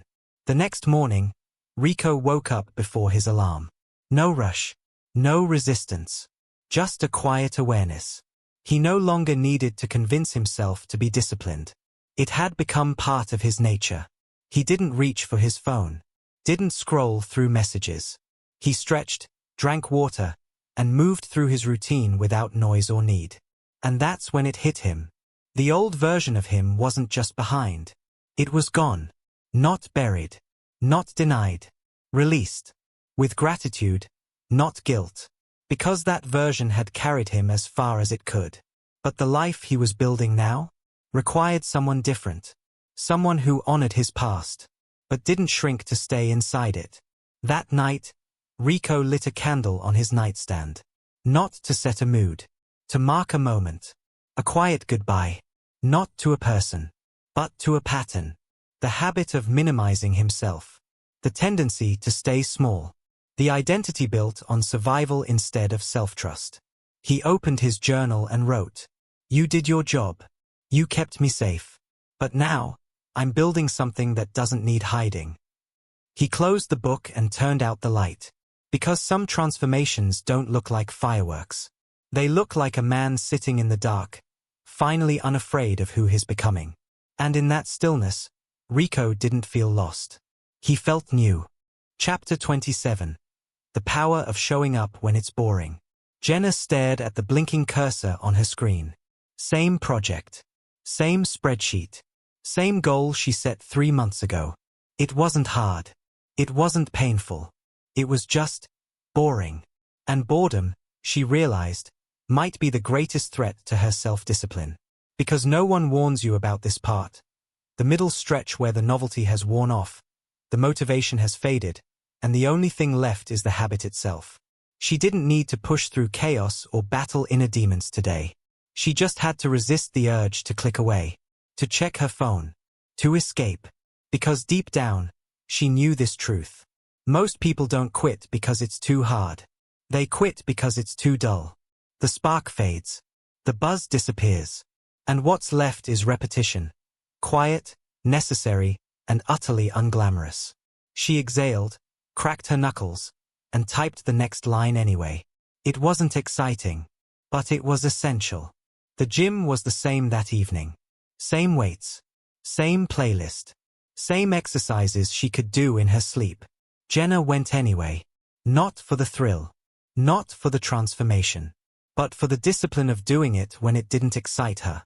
Because self-discipline isn't about chasing passion. It's about committing when passion sleeps. She didn't post about it. Didn't take a mirror selfie. She just finished her representatives, wiped the bench, and walked out. And for the first time, she felt something stronger than progress. Credibility. Because every time she showed up when it was boring, she was reminding herself, I don't need to feel excited to be consistent. At home, Jenna opened her notebook and made her checkmark for the day. No dopamine rush. No celebration. Just the quiet satisfaction of a box filled in and a promise kept. She used to think growth looked like breakthroughs. A burst of clarity. A motivational speech. A journal filled with emotional insights. Now she knew better. Growth often looks like brushing your teeth. Like stretching when you'd rather sit. Like showing up to your life when you'd rather scroll through someone else's. Discipline is built on boring days. And the boring days are what build extraordinary lives. That night, as she turned out the light, she smiled to herself. She had no story to tell. No dramatic quote to post. But she had another brick in the foundation. And when it came down to it, that was the real win. She showed up. Even when it wasn't interesting. Especially when it wasn't. Because anyone can start when it's exciting. But the ones who finish? They're the ones who keep going. When it's boring. Chapter 28. The Day You Forgive Yourself. The kitchen was quiet when Adrian stood in front of the fridge, his hand still resting on the handle. Empty wrappers. Take-out boxes. The echo of a choice he swore he wouldn't make again. The plan was to stay clean. No sugar. No slip-ups. He'd been solid for weeks. But last night? Stress hit. Loneliness crept in. And food became a quick and familiar friend. Now, in the daylight, all that remained was the aftermath. And a deep, sharp voice whispering inside his chest. You blew it. It wasn't the calories that hurt him most. It was the shame. Not because he messed up, But because he thought discipline meant never making a mistake. He sat at the table, head in his hands, staring at nothing. Part of him wanted to punish himself. Skip meals. Double the workout. Start over from scratch. But something else stirred deeper down. Something softer. Something unfamiliar. A question. What if you don't need to be punished? What if you just need to be forgiven? Adrian had never considered that discipline and grace could live in the same space. He thought one cancelled the other out. That if you forgave yourself, you were letting yourself off the hook. But now he saw something different. Discipline isn't built on shame. It's built on ownership. And ownership doesn't mean you suffer. It means you stand back up. He walked to the bathroom, splashed water on his face, and stared into the mirror. Still the same man. Still the same journey. Still deserving of progress. He took a deep breath and said, quietly but clearly, I forgive you. Now let's move forward. No more spiraling. No more starting over. Just continuation. Because discipline doesn't die in the moment you slip. It dies in the days you let shame keep you from rising. And he was done giving shame that kind of power. That evening, Adrian made a home-cooked meal. Not as a punishment. Not as a way to erase the mistake. But as a return. A way of saying, I'm still here. I still care. He went for a short walk. Listened to his breath. Let the stillness settle in. And for the first time in a long time, he felt something deeper than motivation. He felt compassion. Not the kind that excuses every mistake. The kind that says, you are not the worst thing you've done. That night, Adrian wrote in his journal, I messed up yesterday. But today I loved myself enough not to quit. That's discipline. He closed the book and turned out the light, his heart quiet. Because now he knew, discipline isn't being perfect. It's knowing how to lead yourself back to center when you're lost. And sometimes, the strongest act of discipline isn't saying no to temptation. It's saying yes to yourself when you're sitting in the mess. Chapter 29. The discipline to stay when it gets real. Noah sat on the edge of the couch, hands clasped, eyes fixed on the door. He wasn't in a rush to leave. He wasn't debating a workout. He was fighting the urge to run from the hardest conversation of his life. Across the room sat his partner, eyes tired from the argument that still hung in the air like static. The easy thing? Storm out. Scroll distractions. Say, I need space, when what he really needed was to stay. But self-discipline isn't just about habits and hustle. It's about choosing to stay present when everything in you wants to disappear. Noah had always been good at showing up to the gym, good at meeting deadlines, good at pushing through physical resistance. But emotional resistance? This was different. This was his trigger. This was the door he always walked through when things got too honest. But today, he didn't want to start over. He didn't want to rebuild trust for the 100th time. He wanted to hold the line. So he stayed. Sat in the discomfort. Owned his part. Didn't deflect. Didn't defend. Just remained. It would have been easier to find a new project, a new playlist, a new way to distract himself from the truth. But self-discipline in this moment meant staying through the storm. Letting the silence sit. Letting the tears rise. Letting the walls come down. Slowly, painfully, honestly. And when he finally opened his mouth, it wasn't a speech. It wasn't an apology rehearsed. It was simple. I want to learn how to stay. Even when it's hard. Even when I'm scared. And those words? They didn't fix everything. But they mattered. Because they came from the part of him that was tired of escaping. Later that night, Noah sat alone, staring at a candle flickering in the corner of the room. He hadn't won anything. Hadn't finished anything. But he hadn't run. He had stayed. He had done the work that no one sees. The work that doesn't get praise or medals or Instagram quotes. The inner discipline to sit with your own mess, without trying to cover it or run from it. He opened his journal and wrote, This is the discipline I never trained for, but it's the one I need the most. And as the flame flickered, he understood something new. Discipline isn't just about forward motion. It's about emotional stillness. It's about choosing not to quit the room when the conversation gets real. Chapter 30. Becoming the person you promised yourself. The morning was quiet. No alarm. No rushing. No checklist waiting to be conquered. Just the sound of sunlight slipping through the blinds and the slow breath of someone who had made it to day 30. Day 30. Eli sat on the edge of his bed, feet flat on the floor, hands resting in his lap. He wasn't glowing. He wasn't transformed in the way movies promise. He was still himself. But different. Not louder. Not faster. Not more impressive. More honest. More grounded. More whole. Because 30 days of showing up, especially when it was inconvenient, boring, painful, or silent, had carved something permanent into him. Not a body. Not a routine. A standard. He walked to the kitchen, made coffee, and felt the quiet pride of someone who no longer needed motivation to move. This wasn't discipline for performance anymore. It was a way of being. He thought back to day one. The nervous energy. The fear of failing again. The exhaustion of starting over for the 100th time. But now, looking back, he saw something the past version of him could never have known. You don't become disciplined all at once. You become it in the moments when quitting seems easier. And you don't. And you do that again. And again. And again. Until one day, you wake up and realize you are the person you used to hope for. Not perfect, but real. That afternoon, Eli went for a walk. No headphones, no destination. Just him and his shadow. He didn't feel behind anymore. Didn't feel the weight of proving himself. Because somewhere between the early mornings, the setbacks, the silence, and the slow rebuild, he had developed something that couldn't be measured. Self-trust. And when you trust yourself, everything changes. You eat better, not out of guilt, but because your body deserves consistency. You keep promises, not out of pressure, but because your words mean something now. You move forward, not because you're chasing success, but because you're already living with integrity.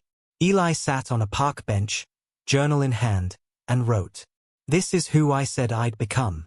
Not louder. Not richer. Not more impressive. Just reliable. Just present. Just me, but stronger."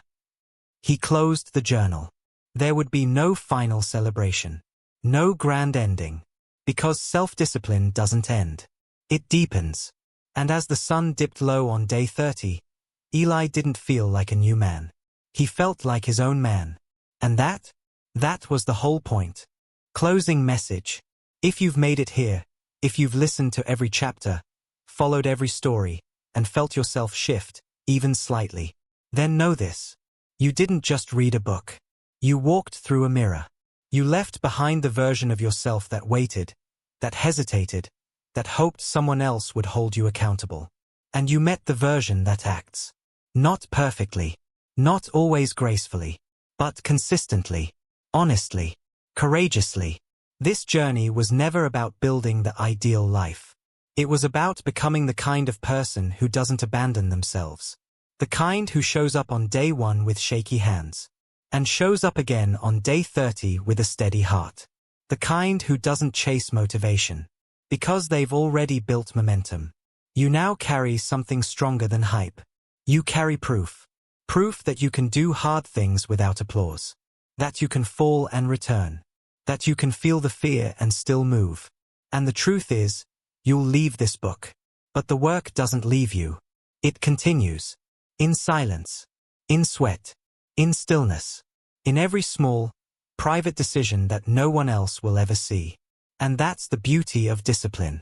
It starts with effort. It ends with identity. And somewhere in the middle, you become unstoppable.